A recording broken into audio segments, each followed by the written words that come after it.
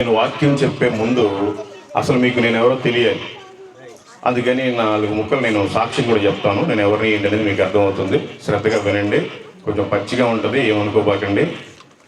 ఎందుకంటే నేను కూనీ చేసి చెప్పలేను. నేను 220 కిలోమీటర్లు జర్నీ చేసి ఇక్కడికి వచ్చాను. నా డబ్బులే, నా డీజిల్తో నేను పోపించుకొని ఇక్కడ దాకా వచ్చాను. నా మంచినీళ్ళు నేనే తెచ్చుకున్నాను. భోజనం కూడా తినమంటే తింటాను, లేకపోతే మీతో పాటు వెళ్ళిపోమంటే వెళ్ళిపోతాను. మీ పాస్టర్ గారు నాకు ₹1 కానుకిచ్చినా కూడా యేసు నామములో నేను తీసుకోను. నా పరిచర్య అలాంటిది. కాబట్టి నేను డబ్బులు తీసుకొని కనుక ఉన్నట్టుగా ఓపెన్గా మాట్లాడేసి వెళ్ళిపోతాను. అందుకని శ్రద్ధగా ఏమనుకోకుండా, మీ ఇంట్లో నేను కూడా మీ అబ్బాయిని అనుకోండి, మీ అన్ననో మీ తమ్మునో శ్రద్ధగా వినండి. నా పేరు మల్లికార్జునరావు. నేను ఒక హిందూ కుటుంబంలో జన్మించాను. నేను హిందూనే, ఇప్పటికీ క్రిస్టియన్ కాదు. ఎందుకంటే నాకు యేసుక్రీస్తు నా పేరుని మార్చలేదు, నా కులాన్ని మార్చలేదు, నా మతాన్ని మార్చలేదు, నా దేశాన్ని మార్చలేదు, నా మనసును మార్చాడు. కనుక నేను ఇప్పటికీ హిందూనే. కాకపోతే నేను దేవుడిని ఫాలో అవుతాను. రాకడలో నువ్వు ఎత్తబడాలి. పేరుకి ఏదో ఉంటే సరిపోదు. క్రైస్తవుడిగా, క్రైస్తవులుగా నామకార్థంగా ఎన్ని రోజులు ఉంటావు? నీలో ఒక మంట పుట్టాలి. తోమా గారికి పుట్టింది ఇండియా వచ్చాడు పడవేసుకొని. గ్రహం సెన్స్కు పుట్టింది ఆయన ఆస్ట్రేలియా నుంచి వచ్చాడు. విలియం క్యారీకి పుట్టింది ఇంగ్లాండ్ నుంచి వచ్చాడు. అగస్టిన్కి పుట్టింది తమిళనాడు నుంచి సైకిల్ మీద వెళ్ళాడు. సాధు సుందర్ సింగ్ గారికి అదే మంట పుట్టింది. హిమాలయ పర్వతాల చెప్పులు లేకుండా కాశ్మీర్ నుంచి కన్యాకుమారి 2 సార్లు తిరిగాడు. మరి నీకు రోజు ఆదివారం పెట్టే మంట ఏమైపోతుంది? చల్లారిపోతుందా? చల్లారిపోతే అన్నం ఉడకదు, తినలేవు. నువ్వు ఆ మంట నువ్వు ఒక ఆత్మను కూడా రక్షించలేని భయంకరమైన గొడ్డులాడిగా ఉంటున్నాడయ్యా. ప్రభువా, నన్ను క్షమించండి. నా కోసం ఈ లోకానికి వచ్చావు ప్రభు. నా పాపముల కోసం ఈ లోకానికి వచ్చావయ్యా. నన్ను పరిశుద్ధపరచడానికి ఈ లోకానికి వచ్చావయ్యా. దేవానికి వందనాలయ్యా, దేవానికి స్తోత్రాలయ్యా. పరిశుద్ధాత్మతో నింపండి. మీ అభిషేకంతో ఇంకా బలమైన సువార్తికులుగా, బలమైన పాస్టర్లుగా మీరు వాడుకోనమని యేసు నామములో అడిగి వేడుకొనుచున్నాము తండ్రి. మందిరంలో మాదిరికరంగా ప్రభా, అనేక మందికి మాదిరికరంగానైనా మీరు అక్కడి వరకు సాక్షిగా బ్రతికే బిడ్డగానైనా మీరు ఉంచండి, దీవించండి, ఆశీర్వదించండి. యేసు నామములో అతనిలో ఉన్న ప్రతి దురాత్మ పారిపోవును గాక ప్రభా. బాప్తీసం తీసుకోకుండా ఏదైతే ఆటంకపరుస్తుందో ప్రభా, ఇప్పుడే పోవును గాక ప్రభా. నాయన మీ చిత్తమైతే నాయన అతి తొందరగా బాప్తీసం తీసుకోవడానికి మీరే సహాయం దయచేయండి. మీ సాక్ష్యాన్ని లేపమని యేసు నామములో అడిగి వేడుకొనుచున్నాము తండ్రి. ఆమేన్. Thank you brother. Praise the lord. తీసుకోండి తొందరగా, రేపు తీసుకోండి బాప్తీసం. ఎందుకు 4 ఉన్నారంట, మీరు 5 అవుతారు. Praise the lord. దేవుడు మిమ్మల్ని, మీ సంఘాన్ని దీవించి ఆశీర్వదించును గాక. ఆమేన్. ఓకేనమ్మా. పాస్టర్ గారు వందనాలు. అయ్యా వందనాలు. ఓకే.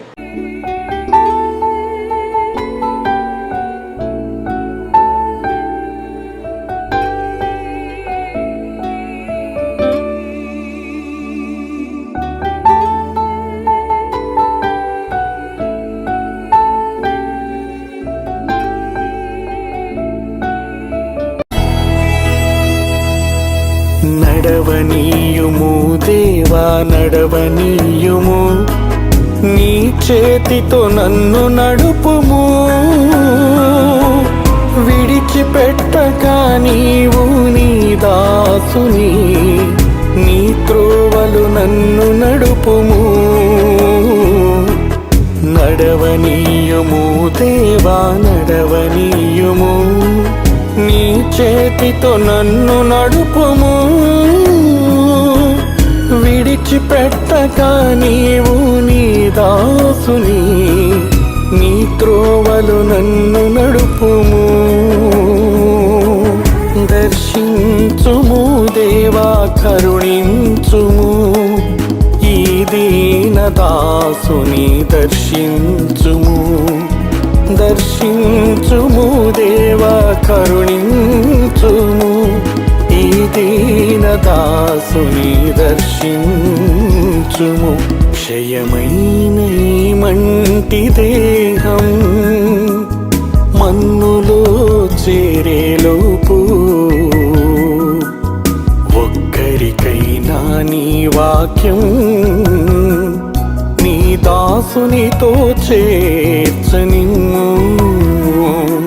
ఈ సమయంలో మన మధ్యకి వచ్చినటువంటి దైవ సేవకుని మరి చప్పట్లు కొడుతూ వేదిక మీదకి ఆహ్వానిద్దాం.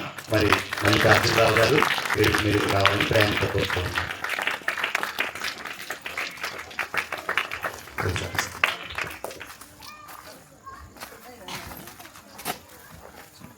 ఆరాధనా ఆరాధనా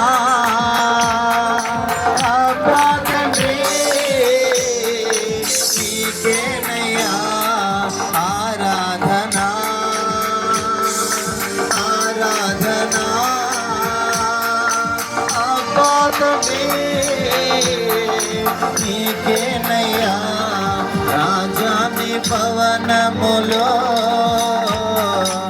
ఏం పగలు వేచిందును యేసు రాజాని భవనములో ఏం పగలు వేచిందును. అది దైవ సేవకులు మల్లికార్జునరావు గారికి అప్పుడు చెప్తున్నాను. Praise the lord. ఎందుకు పనికిరాని వాడని, ఎన్నిక లేని వాడని, అందరూ తీసివేసిన వాడని, అయినను దేవుడు ప్రేమించి ఇక్కడి వరకు నడిపించిన యేసయ్యకే వేలాది స్తోత్రాలు, వందనాలు. అలాగే భూపతి అయ్య గారు వాళ్ళ కుటుంబ సభ్యులకి అందరికీ కూడా పేరు పేరున నా హృదయపూర్వకమైన వందనాలు. నాకు ఈ అవకాశం ఇచ్చినటువంటి కృష్ణారెడ్డి అనబడే కిష్టపరన్న గారికి 2 వందనాలు. అట్లాగే నన్ను పిలిపించిన లివింగ్స్టన్ అన్న గారికి ప్రేమపూర్వకమైన వందనాలు. మీ అందరికీ కూడా పేరు పేరున నా హృదయపూర్వకమైన వందనాలు. నేను వాక్యం చెప్పే ముందు అసలు మీకు నేను ఎవరో తెలియాలి. అందుకని 4 ముక్కలు నేను సాక్ష్యం కూడా చెప్తాను. నేను ఎవరిని ఏంటనేది మీకు అర్థమవుతుంది. శ్రద్ధగా వినండి. కొంచెం పచ్చిగా ఉంటుంది, ఏమనుకోబాకండి. ఎందుకంటే నేను కూనీ చేసి చెప్పలేను. నేను 220 కిలోమీటర్లు జర్నీ చేసి ఇక్కడికి వచ్చాను. నా డబ్బులే, నా డీజిల్తో నేను పోపించుకొని ఇక్కడ దాకా వచ్చాను. నా మంచినీళ్ళు నేనే తెచ్చుకున్నాను. భోజనం కూడా తినమంటే తింటాను, లేకపోతే మీతో పాటు వెళ్ళిపోమంటే వెళ్ళిపోతాను. మీ పాస్టర్ గారు నాకు ₹1 కానుకిచ్చినా కూడా యేసు నామములో నేను తీసుకోను. నా పరిచర్య అలాంటిది. కాబట్టి నేను డబ్బులు తీసుకోను కనుక ఉన్నదన్నట్టుగా ఓపెన్గా మాట్లాడేసి వెళ్ళిపోతాను. అందుకని శ్రద్ధగా ఏమనుకోకుండా మీ ఇంట్లో నేను కూడా మీ అబ్బాయిని అనుకోండి, మీ అన్ననో మీ తమ్మునో లేదా మీ అబ్బాయిని అనుకోని శ్రద్ధగా వినండి. నా పేరు మల్లికార్జునరావు. నేను ఒక హిందూ కుటుంబంలో జన్మించాను. నేను హిందూనే, ఇప్పటికీ క్రిస్టియన్ని కాదు. ఎందుకంటే నాకు యేసుక్రీస్తు నా పేరుని మార్చలేదు, నా కులాన్ని మార్చలేదు, నా మతాన్ని మార్చలేదు, నా దేశాన్ని మార్చలేదు, నా మనసును మార్చాడు. కనుక నేను ఇప్పటికీ హిందూనే. కాకపోతే నేను దేవుణ్ణి ఫాలో అవుతాను. నా పేరు మల్లికార్జున. నేను హిందూ కుటుంబంలో జన్మించాను. 4 సార్లు అయ్యప్ప మాల వేసుకొని శబరిమలకి వెళ్ళాను.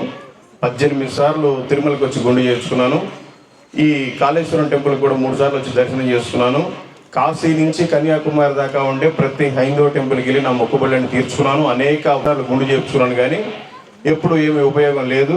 నాకు సంతోషం, సమాధానం కూడా లేదు. నేను చేసిన కొన్ని కారణాల వల్ల చనిపోవాల్సి వచ్చిన పరిస్థితి వచ్చింది. ఆ టైంలో చనిపోదాం అనుకున్నప్పుడు దేవుడు నన్ను రక్షించుకున్నాడు. అంటే ఇక్కడ ఏం అర్థం చేసుకోవాలంటే, మీరు ఈ జీవితంలో ఏమి ఉన్నా ఏమి లేకపోయినా దేవుడు మనతో ఉన్నాడు. ఏ దేవుడు అయితే నాకు విరక్తి కలిగించాడో, నాకు ఏ దేవుడు అయితే నచ్చదో ఆ దేవుడి పేరు చెప్పుకుంటా దేశం మొత్తం తిప్పాడు. ఇంకెందుకంటే సాక్ష్యం లేదు ఆయన దేవుడు అని చెప్పడానికి. చెప్పాలంటే 3 గంటలు పెట్టాలండి, టైం అయిపోతుంది. మరి ఇక్కడ బాగా స్ట్రిక్ట్ కాబట్టి ఒక అరగంట సేపు దేవుడి మాటలు చెప్పుకుందాం. మీరు కూడా ప్రార్థించండి. అనేక గ్రామాలు ఇంకా ఉన్నాయి. అందరూ ఎవరు సొంత పనులు వాళ్ళే చూసుకుంటున్నారు. దేవుడు మాత్రం మన కోసం వచ్చి ప్రాణం పెట్టాడు. మనం ఏదో నామకార్థంగా వస్తున్నాం, ఆదివారంలో చప్పట్లు కొడుతున్నాం, చిల్లర మార్చి కానుక వేస్తున్నాం, పాస్టర్ గారితో ప్రార్థన చేసుకుంటున్నాం, వెళ్ళిపోతున్నాం. ఇంకా ఏం చేయాలో తెలుసుకుందాం. ఈ సువార్త సభలు ఎందుకు ఏర్పాటు చేశారు అంటే, అందరూ రక్షణ పొందాలి, మారు మనసు కలిగి ఆయనకి సాక్షిగా జీవించాలి. దీనికి అదే అర్థం అన్నమాట. ఎందుకు మరి అందరికీ దేవుడు యేసుక్రీస్తే, మరి ఆయన ఒక్కడే ఎందుకు దేవుడు? ఈరోజు తెలుసుకుందాం. యెషయా గ్రంథము 45వ అధ్యాయము 22వ వచనం. మరి మీరంతా తీసి చదివేసరికి లేట్ అయిపోద్ది అని నేను చదువుతానులేండి. మీరు నిదానంగా చూసుకోండి, రాసుకువెళ్తే రాసుకుని తర్వాత పోయి చూసుకోండి. భూదిగంధంపుల నివాసులారా, నా వైపు చూచి రక్షణ పొందుడి. దేవుడును నేనే, మరి ఏ దేవుడును లేడు. చూడనండి, భూదిగంధముల నివాసులారా, నా వైపు చూచి రక్షణ పొందండి. దేవుడును నేనే, మరి ఏ దేవుడును లేడు అని దేవుని వాక్యం సెలవిస్తుంది. అట్లాగే యోహాను సువార్త 14వ అధ్యాయము 6వ వచనం. యేసు నేనే మార్గమును సత్యమును జీవమును, నా ద్వారా తప్ప ఎవ్వడను తండ్రి యొద్దకు రాడు. చూడండి, దేవుడు ఆయనే చెప్తున్నాడు. ఈ ప్రపంచంలో 33 కోట్ల మంది దేవీ దేవతలు ఉన్నారు, కానీ ఎవ్వరు కూడా నేనే దేవుణ్ణి, నేనే సత్యము, నేనే జీవము, నేనే మార్గం అని ఎవరు చెప్పట్లేదండి. ఒక యేసుక్రీస్తు మాత్రమే చెప్తున్నాడు. ఇప్పటిదాకా నేను మీకు చెప్పాను, నా పేరు మల్లికార్జునరావు కాబట్టి నేనే మల్లికార్జునరావు అని చెప్పాను. వేరే వాళ్ళు ఎవరన్నా ఇక్కడ వచ్చి పక్కన వాళ్ళు వచ్చి నిలబడితే కుదరదు ఆ పేరు చెప్పడానికి. ఆయన దేవుడు కాబట్టి ఆయన చెప్తున్నాడు, నేనే సత్యము, నేనే మార్గము, నేనే జీవము. అందుకని యేసుక్రీస్తు ఒక్కడే ఈ ప్రపంచానికి దేవుడు. మేము హిందువులుగా ఉన్నామండి. భయంకరంగా మేము తిరణాలు చేసేవాళ్ళం. ఒక చెట్టు దగ్గరికి వెళ్ళి పెద్దమ్మ అని చెప్పి చాలా ఏటపోతులు అవి కోసి మా చుట్టాలందరినీ పిలిపించి ఏదో ప్రిస్టేజ్కి భోజనాలు పెడితే వాళ్ళేమో ఫుల్గా మందాగి వాళ్ళు కొట్టుకునే వాళ్ళకి భోజనాలు తినకుండా పోయేది. ఇలాంటి కార్యక్రమాలు. అయితే దేవుడు బలిని కోరట్లేదు, కానీ ఆయనే బలి అర్పణ అవడానికి ఈ భూమి మీదకి వచ్చాడు. ఈ ప్రపంచంలో మనిషిని ఏ దేవుడు ప్రేమించట్లేదు, ఒక యేసుక్రీస్తు మాత్రమే ప్రేమిస్తున్నాడు. ఒరే బాబు, మీరు ఏదో ఆ చెట్ల దగ్గరికి ఆ బండల దగ్గరికి వెళ్ళి మీరు ఏదో కోసుకోవద్దు, రక్త బలి ఏం అవసరం లేదు, మీ పాపాలు తీర్చడానికి నేనే భూమి మీదకి వస్తున్నాను. ఆయనే మానవ రూపంలో వచ్చాడు. ఇదే మహా అద్భుతం. ఒక దేవుడే మన కోసం మానవ రూపంలో ఈ భూమి మీదకి వచ్చాడు. ఈ భూమి మీదకి వచ్చి 33.5 సంవత్సరాలు బ్రతికాడు మనలాగే. మనకున్న నొప్పి ఆయనకు ఉంటుంది, మనకున్న బాధ ఆయనకు ఉంటుంది, మనకున్న కష్టమే ఆయనకు ఉంటుంది, మనకున్న ఆకలి ఆయనకు కూడా అవుతుంది. 33.5 సంవత్సరాలు మనకు మాదిరిగా బ్రతికి సిలువ వేయబడి చనిపోయాడు. దానికి ముందు మన కోసమే దెబ్బలు తిన్నాడు, మన కోసమే ఉమ్మించుకున్నాడు, మన కోసమే తిట్టించుకున్నాడు. ఆఖరికి ప్రాణం పెట్టి తిరిగి 3వ రోజు లేచాడు. ఈ ప్రపంచంలో ఎంతమంది దేవుళ్ళు ఉన్నా ఆ సమాధి, ఈ సమాధి, జీవ సమాధి, అది ఇది అని కలిసిపోయారు. ఎవ్వరు కూడా తిరిగి లేచిన దేవుడు ఎవరు లేరండి, ఒక యేసుక్రీస్తు మాత్రమే. ఆయన నిజమైన దేవుడు కాబట్టి తిరిగి లేచాడు. అలాంటి దేవుడిని మనం నమ్ముకోవాలి. అంత గొప్ప దేవుడు. ఈ లోకం శాశ్వతం కాదు. ఒకప్పుడు నాలాంటి దుర్మార్గులంతా ఈ లోకంలో పెరిగిపోయారు. అంటే నేను ఒకప్పుడు దుర్మార్గుడిని, నాలాంటి దుర్మార్గులు ఇప్పుడు కూడా ఇంకా స్టిల్ ఉన్నారు. ఏ రోజు ఏం చేస్తారో తెలియదు. మన దేవుడి గురించి మనం చెప్పుకోవడానికి కూడా లేదు, మన బ్రతుకు మనం బ్రతకడానికి కూడా లేదు. అంత కఠినమైన దుర్మార్గులు. రాబోయే కాలంలో ఇంకేం జరిగిందో తెలియదు. అందుకని యేసు ప్రభు నిజమైన దేవుడని మనం గుర్తించాలి, ఆయన మనం విశ్వసించాలి, ఆయన మన హృదయంలో ఉంచుకోవాలి. ఆయన రెండోసారి రానై ఉన్నాడు. ఈ ప్రపంచం అంతా పాడు చేస్తాడు, మనం అక్కడికి చేరుకోవాలి. ఆ విధమైన భక్తిలో మనం ఉండాలి. అదంతా నెక్స్ట్ లేండి, మళ్ళీ చెప్తాను. సరేలే, దేవుణ్ణి ఇప్పుడిప్పుడే తెలుసుకుంటున్నాను, చూస్తానులే, తర్వాత ఏదో బాప్టిజం తీసుకుంటానులే, మా వాళ్ళంతా తీసుకుంటున్నారు అనుకుంటే పొరపాటు అండి. వాక్యం ఈ విధంగా సెలవిస్తుంది. 2వ కొరింథీయులకు రాసిన పత్రిక 6వ అధ్యాయము 3వ వచనం. ఇదిగో ఇప్పుడే మిక్కిలి అనుకూలమైన సమయము, ఇదిగో ఇదే రక్షణ దినము. సమయము పోతే రాదండి, ఇదే రక్షణ దినము. నేను ఈ బిజినెస్తో పాటు స్టాక్ మార్కెట్ చేసేవాడిని. లక్షలు పోగొట్టుకున్నాను.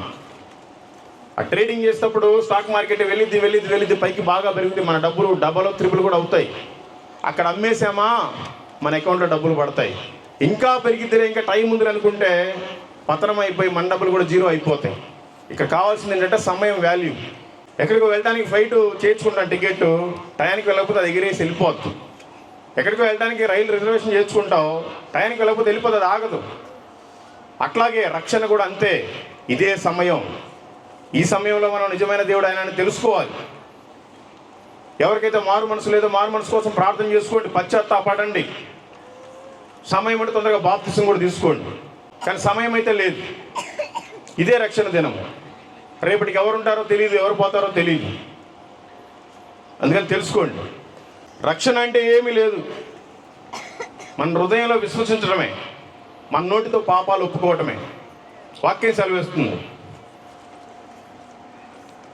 రోమిలికి రాసిన పత్రిక 10వ అధ్యాయం 10వ వచనం. ఏలయనగా నీతి కలుగునట్లు మనుషుడు హృదయంలో విశ్వసించును, రక్షణ కలుగునట్లు నోటితో ఒప్పుకొనును. దేవుడు నీ ఆస్తులు అడగట్లేదు, నీ బంగారం అడగట్లేదు, నీకున్న ఏమి ఆస్తులు పాస్తులు ఏమి అడగట్లా, నీ డబ్బులు అడగట్లా, నీ హృదయాన్ని అడుగుతున్నాడు. హృదయంలో జస్ట్ యేసుక్రీస్తు దేవుడు అని విశ్వసిస్తే చాలు. నువ్వేమో ఇక్కడ కూటం జరుగుతుంది ఇక్కడికి రాక్కర్లేదు, నీకు ఈ సౌండ్ వినపడ్డా చాలు. నీ హృదయంలో యేసుక్రీస్తు దేవుడు అనేది ఒకటి తెలుసుంటే చాలు, నీకు రక్షణ వచ్చినట్టే. ఆ విశ్వాసం కలిగి ఉండాలి. నువ్వు ఎక్కడుంటే ఎక్కడ నీ నోటితో పాపాలు ఒప్పుకో చాలు. ప్రభువా, నేను భయంకరమైన పాపినయ్యా, నేను ఒక భయంకరమైన దుర్మార్గుణ్ణి, ఒక భయంకరమైన త్రాగుబోతుని, ఒక భయంకరమైన వ్యభిచారిని, ఒక భయంకరమైన దొంగని, నా పాపాలు క్షమించాయి అంటే ఎంత పెద్ద పాపమైనా సరే నోటితో ఒప్పుకుంటే క్షమిస్తాడు. క్షమించేవాడే దేవుడు. మనల్ని తయారు చేసిన వాడే దేవుడు. మనం తయారు చేసుకున్నది ఎప్పుడు దేవత కాదు, దేవుడు కాదు. అది మనోళ్ళే చేశారు. ఏదో ఒక వస్తువుతోటి, సిమెంట్ తోట, మట్టి తోట, బంగారం తోట, ఇనుము తోట, ఏదైనా ఒక వస్తువేది. మనల్ని తయారు చేసిన వాడు సృష్టికర్త. కానీ ఈ రోజున అనేకులు సృష్టికర్తను మర్చిపోయి సృష్టిని పూజ చేస్తున్నారు. సత్యాన్ని తెలుసుకోవాలి. నేను యేసు ప్రభువుని నమ్ముకోవడం వల్ల నా పేరు మారలేదు, నా కులం మారలేదు, నా మతం మారలేదు, నా ఊరు మారలేదు, నా దేశం మారలేదు. నా మనసు మారింది. త్రాగుడు మానేశాను, నా మనసు మారింది. తల్లిదండ్రులు బాగా చూసుకుంటున్నాను, కొట్టేవాడిని ఒకప్పుడు. ఇదే మార్పు, ఇంకేం మార్పు లేదు. నేను చాలా గుళ్ళకి వెళ్ళేవాడిని. ఓన్లీ అమ్మాయిని చూడటానికే గుడికి వెళ్ళేవాడిని. ఓన్లీ నా బట్టలు, నా షూస్ చూపించుకోవడానికే వెళ్ళేవాడిని. నేను పోయిన ప్రతి గుళ్ళో 10 రూపాయలు వేస్తే ఓన్లీ సెటకు పట్ట పెట్టేసి తీసేస్తాడు. 100 రూపాయలు ఇస్తే నా పేరు చదువుతాడు. 1000 రూపాయలు ఇస్తే నా ఇంట్లో వాళ్ళ పేర్లను చదువుతాడు. ప్రసాదం కూడా నాకు చేతికి తగిలేలాగా 7 ఎత్తేస్తాడు. అలాంటిది నాకు యేసు నమ్ముకున్న తర్వాత లేదు. అందరు నాతో పాటు కలిసిమెలిసి ఉంటున్నారు. చాలా చక్కగా ఉంటున్నాం, చాలా సంతోషంగా ఉంది. నాకు ఇష్టం వచ్చిన అర్చన చేస్తున్నప్పుడు నాకు తృప్తి లేదు. ఒకసారి 5 నిమిషాలు ప్రార్థన చేసుకుంటే మోకరించి ఎంతో తృప్తి, ఎంతో ఆనందం. నాకు ఇష్టం వచ్చిన మందు తాగితే ఓన్లీ 2-3 గంటలే ఉండేది నిషా. సినిమాకి వెళ్తే 100 రూపాయలు టికెట్ పెట్టి సినిమాకి వెళ్ళినా కూడా 3 గంటలు ఏదో మొత్తం లోకాన్ని పాడు చేసే ఉండే. నా జీవితాన్ని బాగు చేసే మాట అయితే ఒకటి ఉండేవి కాదు. యేసు ప్రభు నమ్ముకున్న తర్వాత నాకు నిత్య సంతోషం, చాలా సమాధానం, అనేక మందికి మాదిరికరం. అలా ఉంటుంది యేసు ప్రభుని. దయచేసి ఎవరైతే ఈ శబ్దం ద్వారా వింటున్నారో అందరూ నిజమైన దేవుడు యేసుక్రీస్తు అని తెలుసుకోండి. నీకు రక్షణ కావాలి అని నీవు కోరుకుంటే నీ దేవుడు రక్షణ కలుగు చేస్తాడు. రక్షణ ఏమంటున్నాడంటే ప్రభు, మీరు ఒకసారి చదవండి 12వ కీర్తన 5వ వచనం. రక్షణను కోరుకుని వారికి నేను రక్షణ కలుగు చేసేదనని యెహోవా సెలవిచ్చుచున్నాడు. అందరూ ఈ రోజున ఏం కోరుకుంటున్నారంటే, నాకు ఒక అందమైన భార్య కావాలని కోరుకుంటున్నారు, నాకు ఒక అందమైన భర్త కావాలని కోరుకుంటున్నారు, నాకు ఒక మంచి గవర్నమెంట్ జాబ్ కావాలని కోరుకుంటున్నారు, నాకు ఒక మంచి కారు కావాలని కోరుకుంటున్నారు, నాకు ఒక మంచి ఇల్లు కావాలని కోరుకుంటున్నారు. ఈ రోజున చస్తే నరకానికి వెళ్ళిపోతాను, రక్షణ ఎవరు కోరుకోవట్లా. దయచేసి ఈ రోజైనా కోరుకో. రక్షణ అనేది ఉచితం. నువ్వు ఏ పాస్టర్కి ఒక పైసా డబ్బులు ఇవ్వక్కర్లేదు. నీ పేరు మీద ఏ శాంతులు చేర్చుకోవాల్సిన అవసరం లేదు. నీకోసం ఏ అర్చనలు చేర్చుకోవాల్సిన అవసరం లేదు. నువ్వు ఏ బలులు ఇవ్వక్కర్లేదు. రక్షణ అనేది ఉచితం. యేసుక్రీస్తే మనకి రక్షణ ఇవ్వడానికి భూమి మీదకి వచ్చి ప్రాణం పెట్టాడు. ఆయన రక్తంలోనే మనకి రక్షణ. దయచేసి తెలుసుకోండి. ఈ భూలోకంలో చాలా నామాలు ఉన్నవి, కానీ మనకి ఏ నామంలో రక్షణ ఉంది? ఈ ప్రపంచంలో మీకు అందరికీ తెలుసు. తమిళనాడు ప్రాంతం ఉంటే వెళ్తే ఈ ఊరిలో ఉన్న దేవత పేరు పక్కన ఊరిలో తెలియదు, ఈ ఊరిలో ఉన్న దేవుడి పేరు ఆ పక్కన గ్రామంలో తెలియదు. ఇలాంటి ఎన్నో వేల లక్షల కోట్ల మంది దేవుళ్ళు దేవతలు ఉన్నారు. కానీ మనకి రక్షణ యేసు నామంలోనే ఉంది. అది మనం తెలుసుకోవాలి.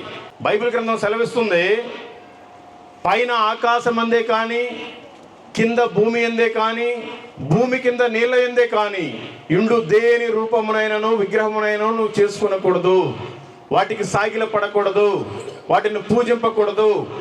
ఏలైనగా రోషము కలిగిన నేను యెహోవా దేవుడను, నేను తప్ప వేరొక దేవుడు లేడు అని సెలవిస్తుంది. ఆయన దేవుడు కాబట్టే బైబిల్ గ్రంథంలో చెప్పాడు, నేనే దేవుణ్ణి, ఇంకెవరూ లేరు అని. ఇంకెవరైనా దేవుళ్ళు ఉంటే వాళ్ళు కూడా చెప్పుకుంటారు కదా, ఎక్కడ చెప్పబడలా, ఓన్లీ బైబిల్లోనే చెప్పబడింది నేనే దేవుణ్ణి అని. దయచేసి మనం అర్థం చేసుకోవాలి. అపోస్తల కార్యములు 4వ అధ్యాయం 12వ వచనం. మరి ఎవరి వలననో రక్షణ కలుగదు, ఈ నామమునే మనము రక్షణ పొందవలెను గాని ఆకాశము క్రింద మనుషుల్లో ఇయ్యబడిన మరి ఏ నామమున రక్షణ పొందలేము అనెను. ఈ లోకంలో ఆ గుడికి వెళ్తున్నాం, ఈ గుడికి వెళ్తున్నాం, పుష్కరాలకు వెళ్తున్నాం, కుంభమేళాలకు వెళ్తున్నాం, కానీ ఎటువంటి తృప్తి లేదు.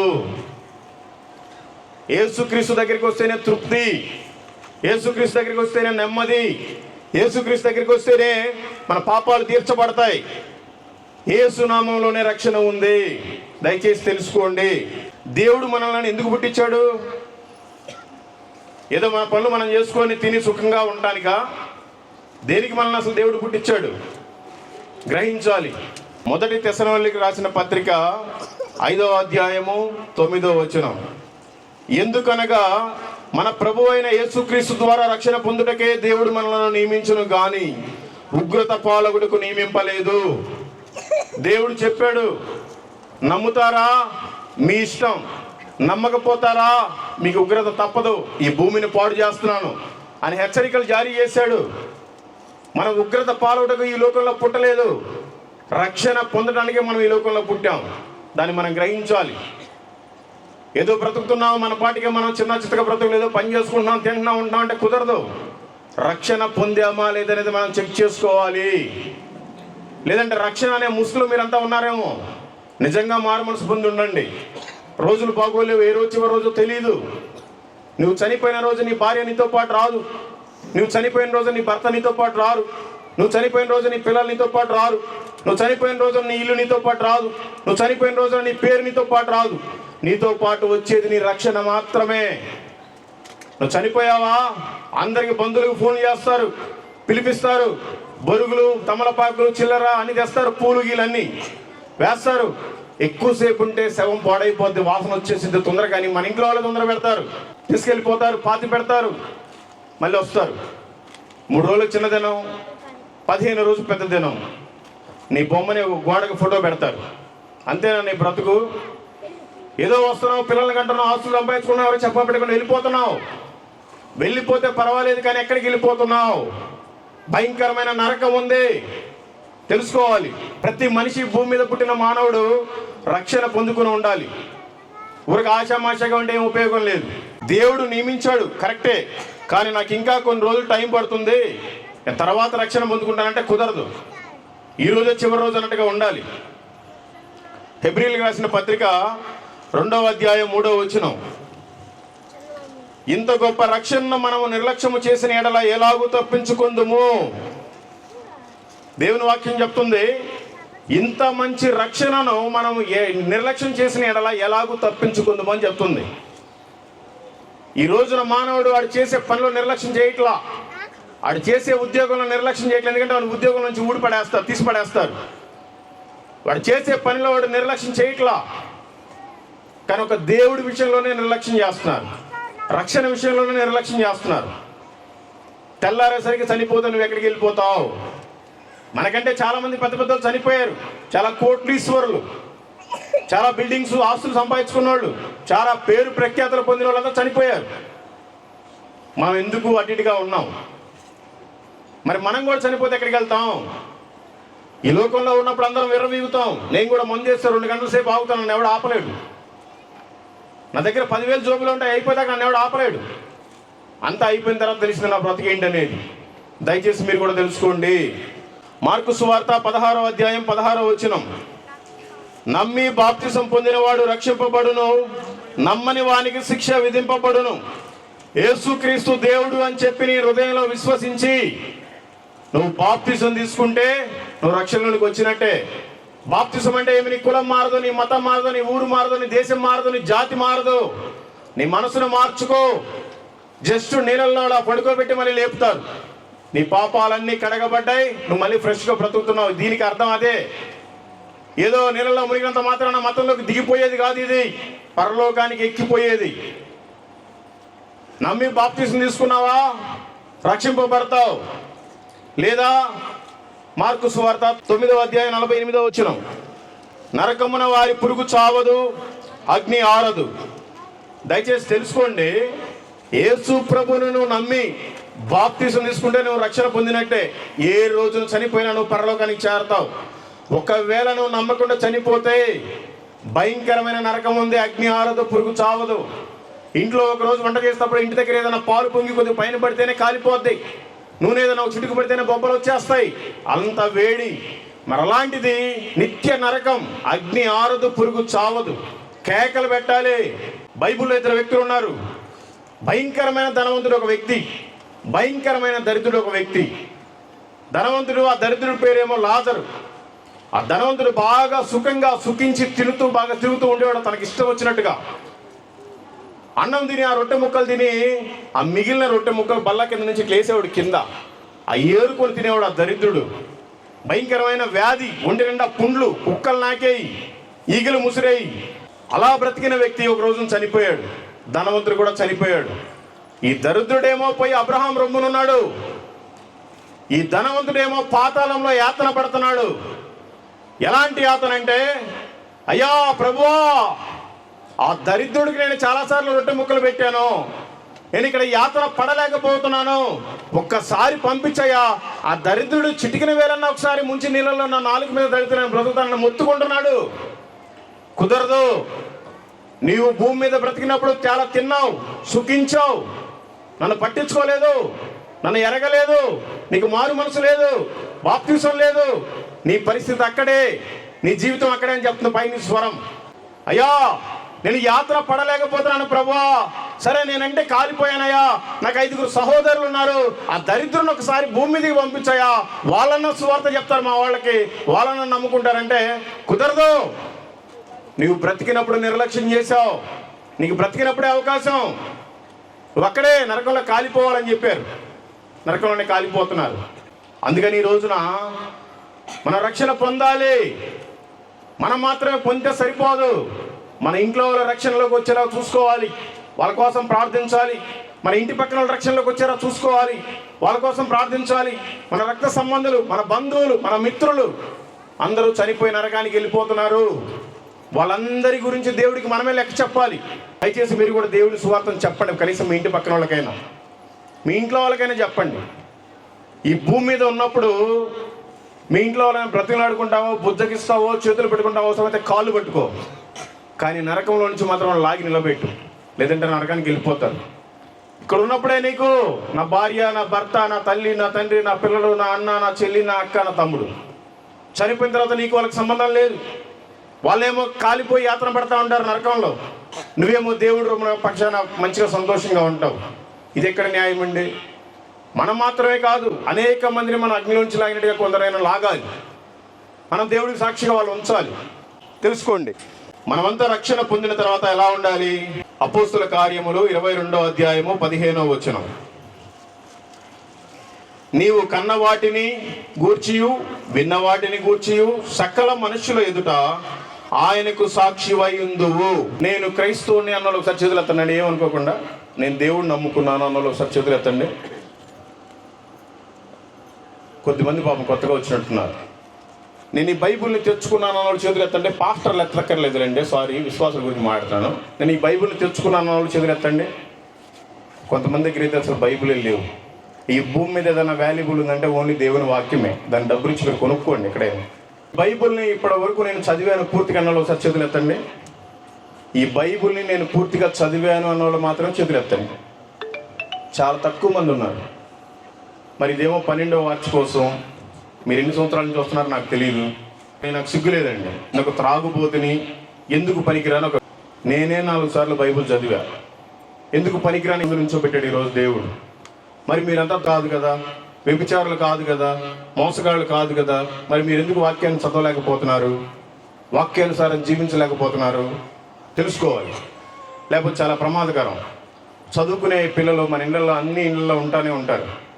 వాళ్ళకి ఇచ్చిన పుస్తకాలన్నీ పూర్తిగా చదివి ఆ నోట్స్ అన్ని రాసి హోంవర్క్ చేస్తేనే వాళ్ళని ఇంకో క్లాసులోకి వేస్తారు. నీ జీవితం అంతా నీకు ఇచ్చిన నీకు ఒకటే క్లాసు, ఒకటే బుక్, ఒకటే నోట్సు, ఒకటే హోంవర్క్. దీన్నే నువ్వు చదవకపోతే పరలోకం ఎలా వెళ్తావు? ఒక మాటలో చెప్పాలంటే ఏమనుకోబోకండి, మనమంతా క్రైస్తవులు అని చెప్పుకోవడానికి సిగ్గు ఉండాలి. నేను ఇలాగే మాట్లాడతాను, అందుకే నేను డబ్బులు తీసుకోను. సిగ్గు లేకపోతే సరే, దేవుణ్ణి నమ్ముకున్నాము, ఆయన మన కోసమే వచ్చి ప్రాణం పెట్టాడు, కొట్టించుకున్నాడు, తిట్టించుకున్నాడు, తన్నించుకున్నాడు, ఆఖరికి ప్రాణం పెట్టి మళ్ళీ లేచాడు. ఆయనేమో నీకోసం చనిపోతున్నవేమో కనీసం జీవితంలో ఒకసారి కూడా బైబిల్ చదవా? ఇది ఎక్కడ దుర్మార్గం అండి? సిగ్గుగా లేదా మీకు? మీలాంటి నామకార్థం క్రైస్తవుల వల్లే నాలాంటి దుర్మార్గులు ఇంకా మారట్లా. ఇది వాస్తవం. అన్యులంతా ఎలా మారుతారు? మనమే మాదిరికరం. మాదిరికరం మనకెక్కడ ఉంటుంది? బైబిలే చదవం. ఎలా జీవించాలో దాంట్లో ఉంది. ఎందుకు పుట్టామో ఉంది, ఎందుకు చనిపోతామో ఉంది, ఎలా చనిపోతామో ఉంది, చనిపోయిన తర్వాత ఎలా బ్రతుకుతామో నిత్య జీవనంలో కూడా ఉంది దాంట్లో. దాన్ని నువ్వు చదవకపోతే నీకు మాదిరికరం ఎలా వస్తుంది? తెలుసుకోండి, వాక్యాన్ని చదవండి. వాక్యాన్ని చదివితే మనం దేవుడి మాటలు ఎవరికైనా చెప్పడానికి వీలవుతుంది. దేవుడి మాటలు చెప్పడం అంటే సువార్త చెప్పడమే, శుభవార్త. అది చెప్పాలి అంటే ఫస్ట్ మనం వాళ్ళని ప్రేమించాలి. వాళ్ళని ప్రేమించాలంటే ముందు మన సాక్ష్యమే సరిగ్గా ఉండదు. నేను ఒక సాక్షిని, ఎందుకు పనికిరాను ఒక వేస్ట్ ఫెలో, నేను ఒక సాక్ష్యం చెప్తాను, ఎక్కడికి పోయి నాకు సిగ్గు లేదు. నేను ఎప్పుడో చనిపోవాల్సి వాడిని, దేవుడు నన్ను బ్రతికిచ్చాడు. నేను చెప్తాను, మరి మీరు కూడా చెప్పండి. మన సాక్ష్యమే సరిగ్గా ఉండదు. కొంతమంది క్రైస్తవులే ఇంకా సిగరెట్లు తాగుతున్నారు, ఇంకా మందు తాగుతున్నారు, బండ్ల మీద మంచి మంచి సిలువలు వేయించుకుంటారు, మంచి మంచి వాక్యాలు రాయించుకుంటారు. అబ్బాయి చూడంగానే మంచి క్రైస్తవుడు అనుకుంటారు. సిగ్గు లేకుండా వెళ్ళి సిగరెట్లు తాగుతారు, బుద్ధి లేకుండా వెళ్ళి వైన్ షాప్ దగ్గర కనపడి మందు అవుతారు. క్రైస్తవులోనే అక్రమ సంబంధాలు ఎక్కువ. మనమే మాదిరికరంగా ఉండాలి. మనం మాదిరికరంగా ఉంటే వేరే వాళ్ళకి సువార్తను చెప్పొచ్చు. సువార్త చెప్పాలంటే నిన్ను వలె నీ పొరుగు వారిని ప్రేమించాలి. దేవుడు చెప్పింది అదే. బైబిల్లో చాలా వాగ్దానాలు ఉన్నాయి, చాలా ఆజ్ఞలు ఉన్నాయి. ప్రధానంగా మనకి పాత నిబంధనలో 10 ఆజ్ఞలు ఉన్నాయి, మోషే గారు రాసినాయి. యేసు ప్రభు వారు చెప్పిన 2 ఆజ్ఞలు. ఒకటి, నీ పూర్ణ ఆత్మతో, పూర్ణ హృదయంతో, పూర్ణ బలంతో ఆయన ఆరాధించాలి. రెండవది, నిన్ను వలె నీ పొరుగు వారిని ప్రేమించాలి. నీ దగ్గరే సరైన సాక్ష్యం లేకపోతే వేరే వాడిని ఏం ప్రేమిస్తావు? ప్రేమించమంటే నీకు ఇష్టం వచ్చిన అమ్మాయిని, నీకు ఇష్టం వచ్చిన అబ్బాయిని ప్రేమించమని కాదు. సువార్త చెప్పడానికి వాళ్ళతో మంచిగా మాట్లాడి ప్రేమించాలి. వాక్యం చెప్తుంది, మత్తయి సువార్త 22వ అధ్యాయం 39వ వచనం, నిన్ను వలె నీ పొరుగు వారిని ప్రేమింపవలెను, 2వ ఆజ్ఞయు దాని వంటిదే. ఎందుకు మనం వారిని ప్రేమించాలి? అగ్నిలో నుంచి లాగినట్టుగా మనం లాగి రక్షించడానికే ప్రేమించాలి వాళ్ళని. యూదా పత్రిక 1వ అధ్యాయం 23వ వచనం, అగ్నిలో నుండి లాగినట్టు కొందరిని రక్షించుడి. ఈ లోకమనే అగ్నిలో కాలిపోతున్నారు. మీకు నేను ఒక్కడిని ఏదో మారాను కాబట్టి తెల్లదొక్క వేసుకొని ఇక్కడికి వచ్చి నిలబడితే మీకు అర్థమైపోయింది, ఓహో ఇంత దుర్మార్గుడా అని. నాకంటే ఇంకా భయంకరమైన దుర్మార్గులు లోకంలో ఉన్నారు. వాళ్ళందరినీ మనం లాగాలంటే వాళ్ళని మనం ప్రేమించాలి. వాళ్ళని ప్రేమించాలంటే ముందుగా మనకు సాక్ష్యం ఉండాలి. ఈ లోకంలో మనతో పాటు చనిపోయినప్పుడు ఏది రాదు పరలోకానికి. మనం ఎన్ని ఆత్మలకు సువార్త చెప్పామో అది మాత్రమే వస్తుంది. మన పాటికి మనం చర్చి, మంచిగా పాస్టర్ గారు చర్చి కట్టారు, మంచి బిల్డింగ్, ఏం కాదు అనుకుంటే ఎదురుగా గుడిసి కాలిపోతున్నట్లే చూస్తూ ఉండకూడదు. ఈ లోకం అనే అగ్నిలో కాలిపోతున్నారు. చేతనైతే ఒక డబ్బా నీళ్లు పోసి వాళ్ళని రక్షించు. సువార్త అనే నీళ్లు చల్లు, దేవుని మాటలనే విత్తనాలు చల్లు, వాళ్ళ రక్షణలోకి వస్తారు. మార్కు సువార్త 16వ అధ్యాయము 15వ వచనం, మరియు మీరు సర్వలోకమునకు వెళ్ళి సర్వ సృష్టికి సువార్తను ప్రకటించుడి. అక్కడ ఏమనుందంటే, మరియు మీరు సర్వలోకానికి వెళ్ళి సర్వ సృష్టికి సువార్తను ప్రకటించుడి అని ఉంది. ఓన్లీ పాస్టర్లు వెళ్ళి సువార్త ప్రకటించాలని లేదు. ఓన్లీ మా సంఘ పెద్దలు వెళ్ళి సువార్త ప్రకటించాలని లేదు. ఓన్లీ మగోళ్ళు వెళ్ళి సువార్త ప్రకటించాలని లేదు. ఓన్లీ ఆడవాళ్ళు పిల్లలు వెళ్ళి సువార్త ప్రకటించాలని లేదు. మీరు అంటే మనం అందరం. పాస్టర్ గారు సువార్త చేస్తే మహా అంటే ఒకరిని తీసుకొస్తారు. అదే మనం 100 మంది ఉంటే 100 మంది వెళ్ళి సువార్త చేస్తే 100 మందిని తీసుకురావచ్చు. అది మన సంపాదన పరలోకంలో. ఇక్కడేముంది? ఈరోజు చనిపోతే రేపటికి 2 వారం లోపల ఆధారణ కూడికి పెట్టేస్తారు. దేవుడు విగ్రహారాధనే చేయొద్దంటే మనల్ని ఒక విగ్రహంగా చేసి ఆడ పెడతారు ఫోటో.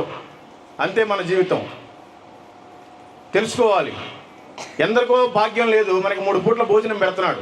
కూలి పని చేస్తున్నావా లేదా పెద్ద ఉద్యోగం చేస్తున్నావా అనవసరం. ఎంత పెద్ద పనైనా 3 పూట్ల భోజనమే. ఎందరికో లేక రోడ్డు మీద అడక్క తింటున్నారు. ఆ పరిస్థితి మనకు లేదుగా, దేవుడు మంచిగానే మనకు పెట్టాడుగా. అందుకని కనీసం 3 పూట్ల భోజనం చేస్తున్నాం కాబట్టి రోజుకి ఒక్కరికైనా సువార్తను చెప్పాలి, అనేక మందిని చర్చకి నడిపించాలి.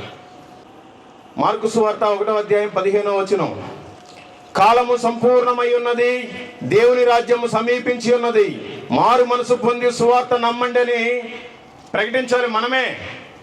మరి మనమంతా ఎంతమందికి ప్రకటించాం? ఎందుకు పనికిరాని ఒక త్రాగుబోతుని, ఎందుకు పనికిరాని ఒక తిరుగుబోతుని. ఇప్పటి వరకు 130,000 మందికి నా నోటితో యేసు ప్రభు దేవుడు అని చెప్పాను. మీరంతా మంచోళ్ళు. మరి మీరు ఎంతమందికి సువార్తను చెప్పారు? ఈ సభకు మీరు ఎంతమందిని తీసుకొస్తున్నారు? కనీసం రేపన్నా చివరి రోజు అనేక మందిని తీసుకురండి. మనిషికి ఒక్కొక్కరిని తీసుకురండి. రేపు ఇంకా గొప్ప దైవజనులు వస్తున్నారు. ఊరికి మీ పాటికే మీరు వస్తే ఏం ఉపయోగం? వాళ్ళనన్నా రక్షణ పొందనివ్వండి. పేతురు రాసిన 2వ పత్రిక 3వ అధ్యాయం 12వ వచనం, దేవుని దినపు రాకడ కొరకు కనిపెట్టుచు దానిని ఆశతో అపేక్షించుచు మీరు పరిశుద్ధమైన ప్రవర్తనతోనూ భక్తితోనూ ఎంతో జాగ్రత్త గలవారై ఉండవలెను. ఏమని చెప్తుందంటే, మీరు పరిశుద్ధమైన ప్రవర్తనతోనూ భక్తితోనూ ఎంతో జాగ్రత్త గలవారై ఉండవలెను వాక్యం సెలవిస్తుంది. మరి కాలం సంపూర్ణమైంది, దేవుని రాజ్యం సమీపించింది. మరి మనం భక్తిగా పరిశుద్ధంగా ఉంటే ఆయన రాకడ వస్తుందా? వస్తుందండి? మీరు బైబిల్నే చదవలేదు, మిమ్మల్ని అడిగితే ఏం తెలుస్తుంది? చదివిన వాళ్ళకి తెలుస్తుంది. రాదు. ఎందుకు రాదు? మత్తయి సువార్త 24వ అధ్యాయం 14వ వచనం. మరియు ఈ రాజ్య సువార్త సకల జనములకు సాక్షార్థమై లోకమంతటా ప్రకటింపబడును, అటు తర్వాతే అంతము వచ్చును. మనం చిన్నప్పటి నుంచి వింటున్నాం, యేసు ప్రభు అదిగో వస్తున్నాడు, ఇదిగో వస్తున్నాడు, రెండో రాకడలో అయ్యా మనం ఎత్తిపడాలి, అది ఇదని మనం అనుకుంటూ ఉన్నాం, ప్రార్థన చేస్తా ఉన్నాం. ఆయన రాడండి. ఈ రాజ్య సువార్త సకల జనములకు ప్రకటించబడాలి, అప్పుడే ఆయన వస్తాడు. మన పాస్టర్ గారు ప్రకటిస్తే ఈ రాజ్యం మొత్తం ప్రకటిస్తారా? మరి మనం అందరం కలిసి ప్రకటిస్తే ఆయన రాజ్యాన్ని మనం ప్రకటించడం వల్ల అవుతాం. దయచేసి ప్రకటించండి. యేసు ప్రభు ఎందుకు రాలేదు అంటే, నువ్వు సువార్త కనీసం ఒకరికి కూడా చెప్పలేదు, అందుకని రాలేదు ఆయన. ఈ విషయాన్ని తెలుసుకోండి. అయ్యా అందరికి తెలుసు యేసు ప్రభువే దేవుడు, వాళ్ళు నమ్ముకుంటారో నమ్ముకోరో మనకు అనవసరం, ఇదిగో మా ఏరియాలో మొత్తం క్రైస్తవులు అనుకుంటున్నారేమో. యెషయా గ్రంథం 45వ అధ్యాయము 6వ వచనం. తూర్పు దిక్కు నుండి పడమర దిక్కు వరకు నేను తప్ప ఏ దేవుడును లేడని తెలుసుకొనున్నట్లు నీవు నన్ను ఎరగకుండినప్పటికీ నిన్ను సిద్ధపరచితిని. యెహోవాను నేనే, నేను తప్ప మరి ఏ దేవుడునో లేడు. మీరంతా చూడండి, మనకు తూర్పు సూర్యుడు ఉదయించే దగ్గర నుండి పడమర సూర్యుడు అస్తమించే దగ్గర వరకు ఈ భూమి 40,075 కిలోమీటర్లు ఉంది. ఈ 40,075 కిలోమీటర్లకు యేసుక్రీస్తే దేవుడు. జనులు ఆయన తెలుసుకున్నట్లు మనమే సువార్తను ప్రకటించాలి. మరి ఈ 40,000 కిలోమీటర్లకి అందరికీ ఏ ఖండమైనా, ఏ దేశమైనా, ఏ రాష్ట్రమైనా, ఏ జిల్లా అయినా, ఏ మండలమైనా, ఏ గ్రామమైనా యేసుక్రీస్తు దేవుడని నమ్మారా? నమ్మలేదంటే ఎందుకంటే మనం సువార్త చెప్పట్లేదు. సువార్త చెప్పాలి, చెప్తేనే మరి నమ్ముతారు అందరూ. ఫిలిప్పీయులకు రాసిన పత్రిక 2వ అధ్యాయం 21వ వచనం. కొద్దిగా టైం అయిపోతుంది కాబట్టి తొందరగా చేస్తానని ఏమనుకోబాకండి. ఎందుకంటే మరి మాట అనిపించుకోకూడదుగా, ప్రాబ్లమ్స్ కూడా ఉంటాయిగా కొన్ని, ఓన్లీ మనమే కాదుగా, సమాజాన్ని దృష్టిలో పెట్టుకోవాలి.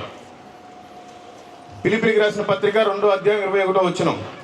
అందరూ తమ సొంత కార్యములనే చూసుకొనుచున్నారు కానీ యేసుక్రీస్తు కార్యములను చూడరు. ఈ లోకంలో మనకి మంచి భార్య, మంచి భర్త, మంచి జాబు, మంచి ఆస్తి, మంచి ఇల్లు, మంచి సంపాదన ఉందా? చాలు. దేవుడు ఏదో వచ్చాడులే, వచ్చి ఆయన ఏదో కొట్టించుకున్నాడు, ప్రాణం పెట్టి వెళ్ళిపోయాడు. ఇదే అనుకుంటున్నారు ఈ రోజున దౌర్భాగ్యమైన క్రైస్తవులు అందరూ. ఇది చాలా సిగ్గుచేటు. దేవుడి పని మనం చేయాలి, మన పనులు మనం చేసుకునేది ఏంటంటే రోడ్డు మీద కుక్క కూడా బ్రతుకుతుంది, అడుక్కునేవాడు కూడా పోషించబడుతున్నాడు, 3 పూట్ల తిండి. ఆకాశ పక్షులు కూడా ఆయన పోషిస్తున్నాడు. మరి ఒక అడుక్కునేడే బ్రతకంగా లేనిదే నిన్ను బ్రతికించిన దేవుడి పని నువ్వు చేస్తే, అలానే మొత్తం అలాగే మొత్తాన్ని అందరం వదిలేసుకుని తిరగమని కాదు. కనీసం మీ ఇంట్లో వాళ్ళకైనా చెప్పండి, మీ ఇంటి పక్కన వాళ్ళకైనా చెప్పండి, మీరు పనిచేసే ప్లేస్లో చెప్పండి. చెప్తే ఎందుకు రారండి? ఎందుకు వాళ్ళు దేవుడిని అంగీకరించరు? మనం ఫస్ట్ సరిగ్గా ఉండాలి, ఆ తర్వాత మనం వాళ్ళకి దేవుడి గురించి చెప్పాలి. ఆయన వాక్యంతో హెచ్చరిస్తున్నాడు, అందరూ తమ సొంత కార్యములే చూసుకొనుచున్నారు కానీ యేసుక్రీస్తు కార్యమును చూడరు. దేవుడు అసలు నేను ఎందుకు ఇంకా బ్రతికించాలి? మన కరోనా టైంలో ఎంతోమంది చనిపోయారు, నాకు కూడా వచ్చింది కరోనా. దేవుడు అయినా బ్రతికించాడు. నిన్నెందుకు బ్రతికించాలి? నీకంటే గొప్పలు చాలామంది చనిపోయారు. నిన్ను బ్రతికించాడంటే కేవలం నువ్వు ఇంకా ఆయన పని ఏమైనా చేస్తామని చూస్తున్నాడు ఆయన. దయచేసి రేపు పొద్దునుంచైనా మొదలు పెట్టండి. 1 కొరింథీయులకు రాసిన పత్రిక 9వ అధ్యాయం 16వ వచనం. నేను సువార్తను ప్రకటించుచున్నాను, నాకు అతిశయ కారణము లేదు. సువార్తను ప్రకటింపవలసిన భారము నా మీద మోపబడి ఉన్నది. అయ్యో, నేను సువార్తను ప్రకటింపకపోయిన యెడల నాకు శ్రమ. ఈ లోకంలో ఎంతమంది మిషనరీలు అండి? యేసు ప్రభు వారి శిష్యులు 12 మంది. మొట్టమొదటిగా మనకి 2000 సంవత్సరాలు, దగ్గర 1980 సంవత్సరాల క్రితం కేరళ ప్రాంతానికి పడవలో వచ్చాడు తోమా గారు మనకు సువార్త చెప్పడానికి. అద్భుతమైన మందిరాలు, 8 మందిరాలు కట్టాడు. 8వ మందిరం సగంలో ఉన్నప్పుడు ఆయన చెన్నై ప్రాంతానికి వస్తే మైలాపూర్ ప్రాంతంలో ఆయన పొడి చేసి చంపేశారు. ఆ 8 మందిరాలు నేను దర్శించాను. ఎంత గొప్ప సేవ చేశాడు. ఒక కేరళ ఆ రాజుగారు, ఇంతకుముందు దాని పేరు కేరళ కాదు, ట్రావెన్కోర్. ఆ ట్రావెన్కోర్ రాజుగారు ఒక రాజమందిరం కట్టడానికి ఒక కార్పెంటర్, మంచి పనివాడు కావాలని ఎంక్వైరీ చేసినప్పుడు ఇజ్రాయెల్ ప్రాంతంలో తోమా గారు ఆయన మంచి పనివాడు అని తెలుసుకున్నాడు ఆయన. ఇదంతా దేవుని ప్రణాళిక. యేసు ప్రభు వారు ఆరోహణమై వెళ్ళిపోయిన తర్వాత వీళ్ళంతా శిష్యులు చీట్లు వేసుకున్నారు. నువ్వు పలానా దేశానికి వెళ్ళి సువార్త, నువ్వు పలానా దేశానికి వెళ్ళంటే తోమా గారికి అంట భారతదేశం వెళ్ళమని వచ్చిందంట. ప్రభు వాళ్ళంతా మూర్ఖులయ్యా, నేను వెళ్ళనయ్యానంట. తోమా నువ్వు వెళ్ళాల్సిందంటే ప్రభు ఆజ్ఞ పట్టుకొని ఆయన పాపం వచ్చేసాడు. ఈ లోపల రాజుగారు వెళ్ళారు. ఇదంతా దేవుని ప్రణాళిక. మొత్తానికి వచ్చాడు రాజుగారు, మందిరం స్టార్ట్ చేశారు. రోజు పగలంతా పని చేసి ఆ డబ్బులు తీసుకొని రాత్రంతా చుట్టుపక్కల ఉండే పేదవాళ్ళందరికీ సరుకులు అవి కొనిస్తూ ఉన్నాడు ఆయన. ఈ విషయం రాజుగారు తెలుసుకొని ఆయన జైల్లో వేయించాడు తోమా గారిని. స్వయాన యేసు ప్రభు శిష్యుడు, ఆయనతో పాటు తిన్నాడు, ఆయనతో పాటు పడుకున్నాడు, ఆయనతో పాటు పరిచర్లో పాల్పంచుకున్నాడు. ఆయన్నే జైల్లో వేశారు. వేస్తే ఒకరోజు రాజుగారి తమ్ముడు చనిపోయాడు. ఆ డెడ్ బాడీని తీసుకొని వెళ్తా ఉన్నారు జైలు మీదుగా. ఆయన కేకలు పెడుతున్నాడు, అయ్యా రాజుగారు, యేసు ప్రభు మీ తమ్ముడిని బ్రతికిస్తాడయ్యా, ఒక్కసారి నాకు అవకాశం అయ్యా, ప్రార్థన చేస్తానని. ఈ విషయం మంత్రి గారికి తెలిసింది, రాజుగారికి తెలియలా. మళ్ళీ 2 టన్నులు దాన్ని మళ్ళీ లోపలికి వేశారు. తీరా కరెక్ట్గా జైలు ముందుకు వచ్చినప్పుడు రాజుగారు కూడా వచ్చాడంట. అప్పుడే వెళ్తున్నప్పుడు, అయ్యా రాజుగారు, నీ సొమ్ము నేను చాలా తిన్నానయ్యా, నేను నీకు సత్యాన్ని చెప్పకుండా ఉండలేను, మీ తమ్ముడిని దేవుడు బ్రతికిస్తాడయ్యా, నా దేవుడు గొప్ప దేవుడు, నాకు ఒక అవకాశం అన్నాడంట. అప్పుడు విని బయటికి తీసుకొస్తే ప్రార్థన చేసి నజరేయుడైన యేసు నామం అనే సరికాల లేచి కూర్చున్నాడు. అది మొదలుకొని మనకి సువార్త స్టార్ట్ అయింది. అద్భుతమైన చర్చిలు కట్టారు కేరళ ప్రాంతంలో. అంత మంచి పరిచయం చేశాడు. ఆయన మందిరం కట్టేటప్పుడు 6వ మందిరం శబరిమలై పక్కనే ఉంటుంది. నీలక్కల చర్చ్ అని గూగుల్లో కొట్టండి వస్తుంది. శబరిమలై టెంపుల్కి 15 కిలోమీటర్ల దూరంలో పంబా నది ఒడ్డునే ఉంది. ఆయన మందిరం కడుతుంటే ఏనుగులు అక్కడ ఉండే ముద్దులు అందించాయి. సింహాలు, పులులు ఆ చెట్ల తాటంతా పెక్కొచ్చి ఇస్తే అప్పుడు మందిరం కట్టాడు. ఒక అద్భుతం. ఆయన ప్రార్థన చేస్తే కళ్ళు మూసుకొని కింద కూర్చొని కళ్ళు తెరిచేసరికల్లా ఏనుగులు, పులులు, సింహాలు, జింకలు, నెమళ్ళు అన్నీ కూడా సాష్టాంగపడి అవి కూడా ప్రార్థనలు ఏకీభవించాయి. అంత మంచి భక్తుడు ఆయన. మన ఇండియాలోనే జరిగింది. ఇప్పటికి ఇంకా ఫారెస్ట్లో అలాగే ఉంది. నేను వెళ్ళి చాలా ఏడుపు వచ్చింది అక్కడ. దేవుడు నాతో మాట్లాడాడు, ఏంది ప్రభా నీకు మనుషులంటే ఇంత ప్రేమ, ఇంత గాఢాంధకరమైన అడవిలో నువ్వు 1980 సంవత్సరాల క్రితం నీ శిష్యులు పంపించావు, ఏ దీపము లేదు ప్రభు. ఆ టైంలో ఎలా చేశారా ఇక్కడ పరిచయం, చాలా ఏడ్చుకున్నాను. 2024లో పోయాను నేను. అప్పటికి అట్లనే ఉంది అది అడవి. ఆ సింహాలు, ఆ పులులు అన్ని సౌండ్లు వస్తూనే ఉంటాయి మనకి. ఫారెస్ట్ వాళ్ళు ఎప్పుడో అప్పుడు పంపిస్తూ ఉంటారు. అక్కడ ఎవరు ఉంటారు, 3 కిలోమీటర్ల దూరంలో ఉంటుంది చెక్ పోస్ట్. మీరు కూడా ఎప్పుడైనా ఖాళీ ఉంటే చూస్తారండి, గూగుల్లో కొట్ట నీలక్కల చర్చ్ అని తెలుస్తుంది. అలాంటి ఆయన శిష్యుడే స్వయంగా ఆయన జైల్లో వేశారు. నిన్ను నన్ను జైల్లో వేస్తే ఏముంది? దేవుణ్ణి అవమానించి రోడ్ల మీద ఏడ్చబడ్డాడు. మనమేముంది, సువార్త చెప్తే కొట్టించుకుంటే ఏమవుతుంది? నేను దేశమంతా తిరిగాను. అక్కడి నుంచి ఒరిస్సా ప్రాంతానికి వెళ్తే గ్రహం స్టెయిన్స్ ఆస్ట్రేలియా మిషనరీ ఆయన, ఒక ఆడపిల్ల 2 అబ్బాయిల్ని భార్యను తీసుకొని ఆస్ట్రేలియా నుంచి వచ్చాడు ఒరిస్సా ప్రాంతానికి. మూర్ఖులు వాళ్ళు, భయంకరమైన విగ్రహారాధికులు. ఏదో ఒక ప్రాంతంలో బలిపడనే ప్రాంతంలో ఒక ఇల్లు నివాసం చేసుకొని భార్యని కూతురుని అక్కడ పెట్టేసి ఆయన 175 కిలోమీటర్ల పరిచయం చేయడానికి వెళ్ళాడు మనోహర్పూర్ అనే ప్రాంతానికి. అక్కడ కొంతమంది విశ్వాసులు కూడుకున్నారు, ఇలాగే సభలు పెట్టుకున్నారు. సభలు పెట్టుకుంటే ఇంగ్లాండ్ నుంచి మిషనరీస్ని పిలిపించాడు, ఇంకా బాగా ఉద్యోగపరుద్దామని. ఇప్పుడు నన్ను పిలిచినట్టుగాని. ఒకరోజు అయిపోయింది సభ, ఇంకా 2 రోజులు మిగిలింది. 2 పిల్లల పాపలు, చిన్నపిల్లలు, డాడీ ఇంటికి వెళ్ళిపోదామంటే, నానా రేపు పొద్దున మళ్ళీ కూటానికి రావాలి, మనల్ని నమ్ముకొని చుట్టుపక్కల పల్లెటూరు నుంచి వచ్చారు, మనం ఇక్కడే పడుకుందాం, 175 కిలోమీటర్లు వెళ్ళి రావాలంటే మళ్ళీ కనీసం 4 అవర్స్ అన్న పట్టింది, 4 అవర్స్ అన్న పట్టింది. రోడ్లు కూడా సరిగ్గా ఉండవు. మేము మనం పోయాం, ఇప్పుడే రోడ్లు సరిగ్గా లేవు. ఆయన చేసి 26 సంవత్సరాలు ఆయన సేవ. ఇక్కడే పడుకుందాం, మీకు చలి పుట్టకుండా నేను మంచిగా షట్టర్లు కప్పుతానని ఆయన కారులోని 2 పిల్లల్ని సీట్లో పడబెట్టుకొని ఆయన పాపం ఆ దోమలకి, ఆ చలికి అట్లా వణుకుంటా ఉంటే దారా సింగ్ అనే వ్యక్తి వచ్చి పెట్రోల్ పోసి మొత్తం కారును తగలబెట్టేశాడు. 2 పిల్లలు, తండ్రి సజీవ దహనం, బూడిదైపోయింది కారుతో సహా. ఎక్కడ ఆస్ట్రేలియా? ఆయన ఎందుకు భారతదేశానికి రావాలి? ఎందుకు మన కోసం సువార్త నిమిత్తం వచ్చే ప్రాణాలు పోగొట్టుకోవాలి? ఇంత జరిగితే ఆ కాల్చోని తీసుకెళ్లి జైల్లో వేశారు. ఇప్పటికీ ఉన్నారు. భువనేశ్వర్ పక్కనే కటక్ ఉంటుంది, ఆ జైల్లో ఉన్నాడు దారా సింగ్ అనే వ్యక్తి, బీజేపీ క్యాండిడేట్. వాళ్ళ ఆవిడకి, ఏమ్మా దీని గురించి స్టేట్మెంట్ ఏమి ఇస్తావు నువ్వు అంటే, మా ఆయన చనిపోతే చనిపోయాడు, యెహోవా ఇచ్చును యెహోవా తీసుకును, నేనేం మాట్లాడనన్నారంట. రాష్ట్రపతి పిలిచి పద్మశ్రీ అవార్డు ఇచ్చారు ఆవిడకి. అంత గొప్ప శాంతిమూర్తులు వాళ్ళు మిషనరీస్, వాళ్ళు నిజమైన దేవుని భక్తులు. మనం ఉన్నాం దేనికి? అక్కడి నుంచి కలకత్తా వెళ్తే విలియం కేరీ. ఈ రోజున కొంతమంది తెచ్చుకోవాలి, కొంతమంది తెచ్చుకున్నారు బైబుల్. ఈ రోజున ఈ బైబుల్ మన చేతిలో ఉందంటే విలియం కేరీనే. ఆయన సమాధి కూడా పెట్టాను, మీరు చూడండి కావాలంటే గాడ్స్ మిషన్ అనే ఛానల్లో. మొట్టమొదటి ప్రింటింగ్ కనిపెట్టాడు ఆయన బైబుల్ని. కొన్ని హాస్పిటల్స్ కట్టించాడు, కొన్ని రైల్వే స్టేషన్లు కట్టించాడు. బైబుల్ని ప్రింట్ చేయడానికి 44 భాషల్లో తర్జుమా చేశాడు. 16 భాషలు ఆయన స్వయంగా చేశాడు. మిషనరీ అంతా రెడీ చేస్తున్నాడు, ప్రింటింగ్ ప్రెస్. తెల్లారితే ప్రింట్ వేయాలి. కొన్ని వేసాడు, మొత్తం కాలిపోయింది. భార్య చనిపోయింది, పిల్లలు చనిపోయారు, ఇక్కడ పాతి పెట్టబడ్డారు. అయినా మళ్ళీ తయారు చేశాడు. 44 భాషల్లో తర్జుమా జరిగింది. ఆయన గొప్ప మిషనరీ, ఆయన మంచి భక్తుడు. మనమంతా భక్తులను ఎవరు చెప్పుకుంటున్నారు? ఏదో ఇక్కడికి ఏదో వచ్చి ఒక పెద్ద ముసుగు వేసుకొని, ఒక బైబిల్ పట్టుకొని, ఒక మంచి షర్ట్ వేసుకొని వచ్చి చిల్లర మార్చి కానికేసిపోతే మనం అంత భక్తులం కాదు. దేవుడి కోసం ఎవడైతే పని చేస్తారో వాడే నిజమైన భక్తుడు. ఎవడైతే దేవుడి కోసం పాటుపడతారో వాళ్ళే నిజమైన భక్తురాలు. వాళ్ళే ఆయన కుమార్తె, వాళ్ళే ఆయన కుమారుడు. అందరూ పేరు చెప్పుకుంటే ఏం ఉపయోగం? జీవితాలు త్యాగం చేశారు. అక్కడి నుంచి బీహార్ వెళ్తే చెన్నైకి సంబంధించిన ఒక ఆయన అగస్టిన్ సైకిల్ మీద వెళ్ళాడండి, ఇంజనీరింగ్ చేసి. తినడానికి కూడా గతి లేదు. బీహార్లో 50 రూపాయలు ఇస్తే గొంతుకు చంపేస్తారు. 30 రూపాయలు ఇస్తే కోరిన అమ్మాయిని పడుకోబెడతారు వ్యభిచారానికి. 52 గ్రామాలు పూర్తిగా వ్యభిచారమే చేస్తాయి. భార్య లోపల వ్యభిచారం చేస్తే భర్తలేమో డోర్ దగ్గర కాపలా ఉంటారు.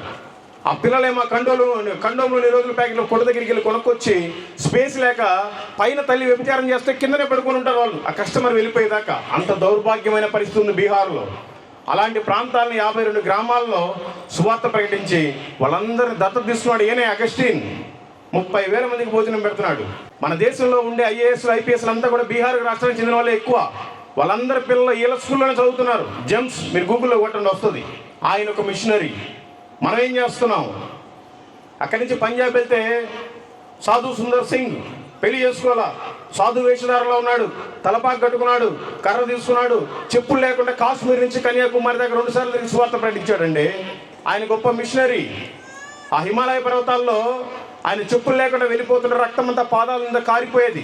మనం ఏదో ఒక పుల్లైస్ మీద రంగేసుకొని తింటే ఎట్లా ఉంటుంది అట్లా అయిపోయేది ఆయన రక్తం అంతా హిమాలయ పర్వతాల్లో. టిబెట్ అనే ఒక ప్రాంతంలో ఇప్పుడు చైనాలో కలిసిపోయింది. ఆ ప్రాంతానికి వెళ్ళి వచ్చేటప్పుడు ఎవరు చంపేశారో తెలియదు, దేవుడు ఎత్తుకెళ్ళిపోయాడో తెలియదు, ఆయన మాయమైపోయి ఏ లోయలో పడిపోయాడు ఎవరికి తెలియదు ఇప్పటివరకు. సాధు సుందర్ సింగ్ ఆయన ఒక మిషనరీ. ఆయన తిరిగిన ప్రాంతంలో ఒకరోజు నేను కూడా సువార్త చేస్తాను, ఆయన స్నానం చేసే నదిలో నేను కూడా స్నానం చేసుకుంటూ వంట చేసుకుని తిందామని ఆ హిమాలయ పర్వతాల నుంచి కరిగి వచ్చే ఒక నది ఉంటుంది. ఎంత దూరం పోయినా మనం కాశ్మీర్ నుంచి అటు లదాఖ్ మళ్ళీ హిమాచల్ ప్రదేశ్ వచ్చేదాకా కూడా ఆ నదిలో కొంచెం గడ్డ ఉంటే ఆ గడ్డ మీదకి వెళ్ళి నేనే కారు పెట్టుకొని వంట చేసుకుంటే కింద మంట మండుతుంటే పైన ఆరిపోతూ ఉంటుంది. ఆ రైస్ ఉడకదు. 2 గంటలకు ఉడికి తింటే రక్తం మొత్తం గడ్డగట్టిపోయి లంగ్స్ మొత్తం పాడైపోయింది వితిన్ 2 అవర్స్లో. నాకు అది బాగోవడానికి 4 నెలలు పట్టింది. ఇప్పుడు బాగు చేశాడు దేవుడు. 2 గంటలకే నాకు లంగ్స్ పాడైపోతే ఆయన ఇన్ని సంవత్సరాలు సువార్త ప్రకటించాడండి. ఆయనండి ఒక మిషనరీ. కాశ్మీర్ నుంచి కన్యాకుమారి దగ్గర 2 సార్లు చెప్పులు లేకుండా సువార్త ప్రకటించాడు. మనమంతా ఏం చేస్తున్నాం? భక్త సింగ్ గారు ఒక మాదిరికరం, వేల సంఘాలు దేశ విదేశాల్లో. ఏసన్న గారు ఒక మాదిరికరం, వాళ్ళకి కూడా 100 సంఘాలు. ఒక్కొక్క మిషనరీ తెగించి వచ్చారు. మనం ఏం చేస్తున్నాం దేవుడి కోసం? ప్రభువా నాకు ఇంకా అది కావాలయ్యా, నాకు ఇది కావాలయ్యా, ఎప్పుడు అది కావాలి ఇది కావాలని కోరుకుంటున్నావు. కానీ ప్రభువా నీ కోసం నేను ఈరోజు ఒక ఆత్మ నేను రక్షిస్తాను, ప్రభువా ఈరోజు నేను ఇది ఒక మనిషి సువార్త చెప్తాను అని మనం ఎందుకు చేయలేకపోతున్నాం? చేయాలి అనుకుంటే ఏదైనా చేయొచ్చు, ఇక్కడ కూర్చోవాలనుకుంటే కూర్చోవచ్చు, వెళ్ళిపోవాలంటే వెళ్ళిపోవచ్చు. కానీ ప్రభు నీ కోసం ప్రాణం పెట్టాడు. ఆయనకు ఒక రోజు లెక్క చెప్పాలి, గుర్తుపెట్టుకో. లూకా సువార్త 3వ అధ్యాయము 4వ వచనం. ఇంకా టైం ఉంటే చాలా బాగా చెప్పేవాడిని, కొద్దిగా ఎందుకు మరి మీరు పాటలు ఎక్కువ పడినట్టున్నారు, సమయం అంతా అయిపోయింది. లూకా సువార్త 3వ అధ్యాయం 4వ వచనం. ప్రభు మార్గము సిద్ధపరచుడి, ఆయన త్రోవలు సరళము చేయుడి. ప్రభు మార్గాన్ని సిద్ధపరచాలి, ఆయన త్రోవలను మనం సరళం చేయాలి. అంటే సువార్తే, వేరేది ఏం లేదు. నేను సువార్తకుని కాబట్టి సువార్త గురించే చెప్తాను. అనేక మంది ఆయన శిష్యులు కూడా సువార్త ప్రకటించారు. 12 మంది శిష్యులు 12 రకాలుగా చనిపోయారు. మరి నువ్వు బ్రతుకున్నావు ఏం చేయడానికి? ప్రభువే నీ కోసం చనిపోతే నువ్వు ఇంకెందుకు బ్రతకాలని కోరుకుంటున్నావు ఈ లోకంలో? తెలుసుకోండి. సువార్త ప్రకటిస్తే మనకేంటి లాభం? మత్తయి సువార్త 6వ అధ్యాయం 20వ వచనం. పరలోకమందు మీ కొరకు ధనమును కూర్చుకొనుడి, అచ్చట చిమ్మిటైనను తుప్పైనను దాన్ని తినివేయదు, దొంగలు కన్నము వేసి దొంగిలరు. ఆయన ఏమంటున్నాడంటే మీరు పరలోకం కోసం ధనాన్ని సమకూర్చుకోండి. ఇక్కడ ఉండే ధనాన్ని మీరు సమకూర్చుకున్నా మీరు చనిపోయిన రోజున మీ భార్య మీకు భార్య కాదు, మీరు చనిపోయిన రోజు మీ భర్త మీకు భర్త కాదు, మీరు చనిపోయిన రోజున మీ పిల్లలు మీ పిల్లలు కాదు, మీరు చనిపోయిన రోజు మీ ఇల్లు కాదు. మరి ఈ తాత్కాలిక జీవితంలో ఎందుకు నాకు ఇంకా అది కావాలి ఇది కావాలని ఆరాటం పోరాటం? పరలోకంలో మన ధనాన్ని సమకూర్చుకోవాలి. మరి పరలోకంలో ధనం ఉంటుందని మీరు అనుకోవచ్చు, ఉంది. ఇక్కడ ధనంతో ఏం చేస్తున్నారు? చాలా మంచిగా సంతోషంగా సుఖిస్తున్నారు, అనుభవిస్తున్నారు, స్థలాలు కొనుక్కుంటున్నారు, ప్లాట్లు కొనుక్కుంటున్నారు. మనకి కాళహస్తి ప్రాంతంలో ప్లాట్ ఉన్నా లేకపోయినా పరలోకంలో మనకి ప్లాట్ ఉంది. ఈ విషయం మీకు తెలుసా? పరలోకంలో నాకు స్థలం ఉందన్న ఒకసారి చేతులు ఎత్తండి. చాలామంది ఎత్తారు, బైబిల్నే చదవలేదు పూర్తిగా. మీకు అందరికి ఉందని ఎందుకు అనుకుంటున్నారు? కానీ ఉంది. మీరు ఆ ప్లాట్ కోసం నిరీక్షణ కలిగి ఉండాలి. యేసు ప్రభు వారి భూమి మీద 33.5 సంవత్సరాలు బ్రతికాడు. చివరి దినం ఇంక ఆయన రేపు చంపేయబోతున్నారు సిలువేసి. శిష్యులు అడుగుతున్నారు, ప్రభా ఇన్ని రోజులు మీరు మాతో పాటు ఉన్నారు, మనం అందరం కలిసి పరిచర్య చేసాం, తిన్నాం, పడుకున్నాం, మీరు వెళ్ళిపోతున్నారయ్యా, ఎక్కడికి వెళ్ళిపోతున్నారు ప్రభా? చదవండి యోహాను సువార్త 14వ అధ్యాయం 2, 3, 4. నా తండ్రి ఇంట అనేక నివాసములు కలవు, లేని ఎడల మీతో చెప్పుదును. ఒకసారి చూడండి, ఆ శిష్యులకి యేసుప్రభు వారు చెప్తున్నారు, నువ్వు ఎక్కడికి వెళ్తున్నావు అని అడిగినందుకు, నా తండ్రి ఇంట అనేక నివాసములు కలవు, లేని ఎడల నేను మీతో చెప్పుదును. అంటే అక్కడ మనకి స్థలాలు ఉన్నాయి, మన స్థలం కోసం ఆయన వెళ్తున్నాడు. లేకపోతే నేను మీతో అబద్ధం చెప్పట్లేదని అర్థం. దానికి నేను మీకు అబద్ధం చెప్పట్లా, నిజమే చెప్తున్నా. నా తండ్రి ఇంట అనేక నివాసములు కలవు, లేని ఎడల మీతో చెప్పుదును. మీకు స్థలము సిద్ధపరచ వెలుచున్నాను. నేను వెళ్ళి మీకు స్థలము సిద్ధపరిచిన ఎడల నేనుండు స్థలములో మీరును ఉండులాగున మరలా వచ్చి నా యొద్ద నుండి మిమ్మల్ని తీసుకొని పోవుదును. నేను వెలుచున్న స్థలమునకు మార్గము మీకు తెలియదని చెప్పాను. అర్థమైందండి ఏమన్నా? మనకి పరలోకంలో స్థలం ఉండాలి. ఈ లోకంలో ఏం ఉపయోగం లేదు. నేను బ్రతికి నేను ఆ స్థలం కోసమే బ్రతుకుతున్నా. నా బిల్డింగ్ నేను అక్కడ కట్టుకుంటున్నా, అక్కడ కట్టుకోవాలని ఇప్పుడే ప్లాన్ చేసుకుంటున్నా. ఒకరోజు వెళ్తున్నా సువార్త ప్రకటిస్తున్నా, ఇసుక తెచ్చి పోసుకుంటున్నా. ఒకరోజు వెళ్తున్నా సువార్త ప్రకటిస్తున్నా, ఇటుకలు తెచ్చి పోసుకుంటున్నా. ఇంకో రోజు వెళ్తున్నా సిమెంట్ తెచ్చుకుంటున్నా. ఇంకో రోజు వెళ్తున్నా కంకర తెచ్చుకుంటున్నా. ఇంకో రోజు వెళ్తున్నా పని మనిషిని తెచ్చుకుంటున్నా. ఎందుకంటే నా బిల్డింగ్ నేను అక్కడ కట్టుకోవడానికి. మరి మీరంతా ఎక్కడ కట్టుకుంటున్నారు? మరి నేను ఎక్కడ కట్టుకుంటున్నా? మీరంతా మంచోళ్ళు కదా, దయచేసి మీరు కూడా కట్టుకోండి, అక్కడ స్థలాన్ని సంపాదించుకోండి. ఈ లోకంలో ఏదో తాత్కాలిక జీవితం కోసం మీరు ఏదో ఆరాట పడబాకండి. అక్కడ ధనం సమకూర్చాలంటే మీరు ఇక్కడ సువార్త చెప్పడమే మీకు ధనం. దానికి మించిన ధనం ఇంకేం లేదు. ఈ ప్రపంచంలో సువార్త చెప్పే అంతకంటే గొప్ప ఉద్యోగం ఇంకేది లేదు. ట్రంప్ కూడా దాని తర్వాతే, తెలుసుకోండి. కాబట్టి ఆ స్థలంలో ఓన్లీ మనం మాత్రమే కాదు, మన బంధువులు కూడా ఉండేలాగా చూసుకోవాలి. కనీసం మన కులం వాళ్ళు, మన మతం వాళ్ళు, మన భాష వాళ్ళు, వాళ్ళందరూ రాకపోయినా మన ఇంట్లో వాళ్ళకైనా మనం సువార్తను చెప్పి వాళ్ళని మనం ఆ రాజ్యానికి తీసుకెళ్ళాలి, ఆ స్థలానికి మనం తీసుకెళ్ళాలి. తెలుసుకోండి. మీకు అందరికీ తెలుసు, యేసు ప్రభు వారు ఒకసారి ఈ భూమి మీదకి వచ్చి ప్రాణం పెట్టి ఆయన తిరిగి 3వ రోజున లేచి వెళ్ళిపోయాడు. ఈ విషయం మీకు అందరికీ తెలుసు కదండి. తెలుసు అన్న వాళ్ళు ఒకసారి చేతులు ఎత్తండి. అందరూ ఎత్తారు. ప్రభుకు స్తోత్రం. ఆయన 2వసారి రానై ఉన్నాడు. ఈ విషయం తెలుసుగా మీకు? యేసు ప్రభు వారు 2వసారి నా కోసం ఈ భూమి మీదకి రాబోతున్నాడు అన్నలో ఒకసారి చేతులు ఎత్తండి. చేతులు ఎత్తిన వాళ్ళు మొత్తం భ్రమలోనే ఉన్నారు. అందుకే మీరు బైబిల్ని చదవాలి. యేసు ప్రభు వారు 2వసారి వస్తానని చెప్పాడు, కానీ ఆయన భూమి మీదకి రాడు, మధ్యాకాశంలోకి వస్తాడు. ఒకసారి బూర ఊరుతాడు. ఆ బూర ఊదినప్పుడు ఆ సౌండ్ విని రెప్పపాట్లో మనం మహిమావసరం ధరించుకుని వెళ్ళిపోవాలి ఆయన దగ్గరికి. వెళ్ళిపోతే మంచిది. 7 సంవత్సరాల విందు.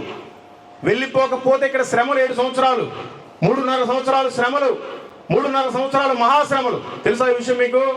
తెలుసుకోవాలి. వాక్యం సెలవిస్తుంది, 2 భార్యాభర్తలు ఉంటే ఒకరు వెళ్ళిపోతారు, ఒకరు మిగిలిపోతారు. 2 అక్క చెల్లెలు ఉంటే ఒకరు వెళ్ళిపోతారు, ఒకరు మిగిలిపోతారు. 2 పిల్లలు ఉంటే ఒకరు వెళ్ళిపోతారు, ఒకరు మిగిలిపోతారు. వెళ్ళిపోతే మంచిది. ప్రభుతో పాటు 7 సంవత్సరాల విందు, మిగిలిపోతే భయంకరమైన శ్రమలు. ఇప్పుడు మనం ఓటేయాలంటే ఓటర్ ఐడి కార్డు కావాలి, ఎక్కడికైనా వెళ్ళాలంటే ఆధార్ కార్డు కావాలి, మన డబ్బులు మనం తీసుకోవాలంటే ఏటీఎం కార్డు కావాలి, పాస్బుక్ కావాలి, ఎక్కడికైనా వేరే దేశం వెళ్ళాలంటే పాస్పోర్ట్ కావాలి. రాబోయే కాలంలో నీ దగ్గర ఏటీఎం ఉంటుంది, కానీ నీ డబ్బులు నువ్వు తీసుకోలేవు. నీ దగ్గర ఓటర్ ఐడి కార్డు ఉంటుంది, కానీ నువ్వు ఓటు వేయలేవు. నీ దగ్గర పింఛన్ కార్డు ఉంటుంది, నీ పింఛన్ నీకు రాదు. పరిస్థితులు మారిపోతున్నాయి. నీ ఏటీఎం కార్డులు, ఆధార్ కార్డులు, నీ ఓటర్ ఐడి కార్డులు ఏమి చల్లవు. బైబిల్కి సంబంధించిన ఒకటి 666 అనే చిప్పు తీసుకురాబోతుంది గవర్నమెంట్. అన్ని దేశాల్లో ఇప్పటికే ఉంది, చాలా దేశాల్లో. ఆ చిప్పు ఒక సిమ్ము లాగా ఉంటుంది అనుకోండి. అది ఇక్కడ కానీ వేస్తారు. ఎక్కడికి వెళ్ళినా మనం ప్రయాణం చేస్తున్నామా, అది అట్లా పెడితే స్కాన్ చేసుకోవడం నా టికెట్ వచ్చింది. ఓటు వేయాలా, అక్కడికి వెళ్ళి స్కాన్ చేస్తే మన పేరు, మన బయోడేటా అంతా వచ్చింది. డబ్బులు తీసుకోవాలా, అక్కడికి వెళ్ళి స్కాన్ చేస్తే మనకు ఏటీఎం నుంచి డబ్బులు వస్తాయి. అది ఉంటేనేమో నువ్వు పరలోక రాజ్యానికి చేరవు. అది వేసుకోకపోతే ఈ భూమి మీద మనల్ని బ్రతకనివ్వరు. కాబట్టి ఈ భూమిని వదిలేసి మనం వెళ్ళిపోవాలి. తెలుసా మీకు ఈ విషయం? ఆయన రాకడలో నువ్వు ఎత్తబడాలి. పేరుకి ఏదో ఉంటే సరిపోదు. క్రైస్తవుడిగా, క్రైస్తవురాలుగా, నామకార్థంగా ఎన్ని రోజులు ఉంటావు? నీలో ఒక మంట పుట్టాలి. తోమా గారికి పుట్టింది ఇండియా వచ్చాడు పడవేసుకొని.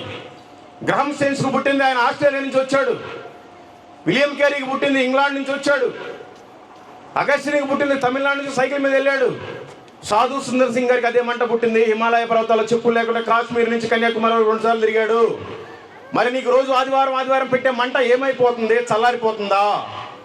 చల్లారిపోతే అన్నం ఉడకదు, తినలేవు నువ్వు. ఆ మంట నువ్వు ఎన్ని రోజులు నువ్వు ఆదివారం వచ్చి సండే క్రైస్తవుడిగా మారిపోయావు. మండే క్రైస్తవుడిగా ఉండు. మండే చర్చ్ ఉండదు, కానీ నీలో మంట ఉండాలి.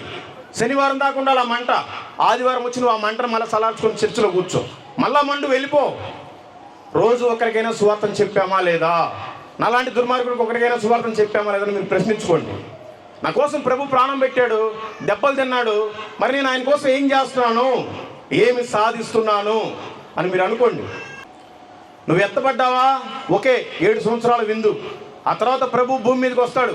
తెలుసా వాళ్ళు ఒకసారి చెప్పండి. కొంతమంది తెలియదు. ప్రభు మళ్ళీ సంఘాన్ని తీసుకొని 3వసారి భూమి మీదకి వస్తాడు. అంటే 2వ రాకడలో 2, ఒకటి బహిరంగంగా, ఒకటి రహస్యంగా. ఆయన బహిరంగంగా అప్పుడు వస్తాడు.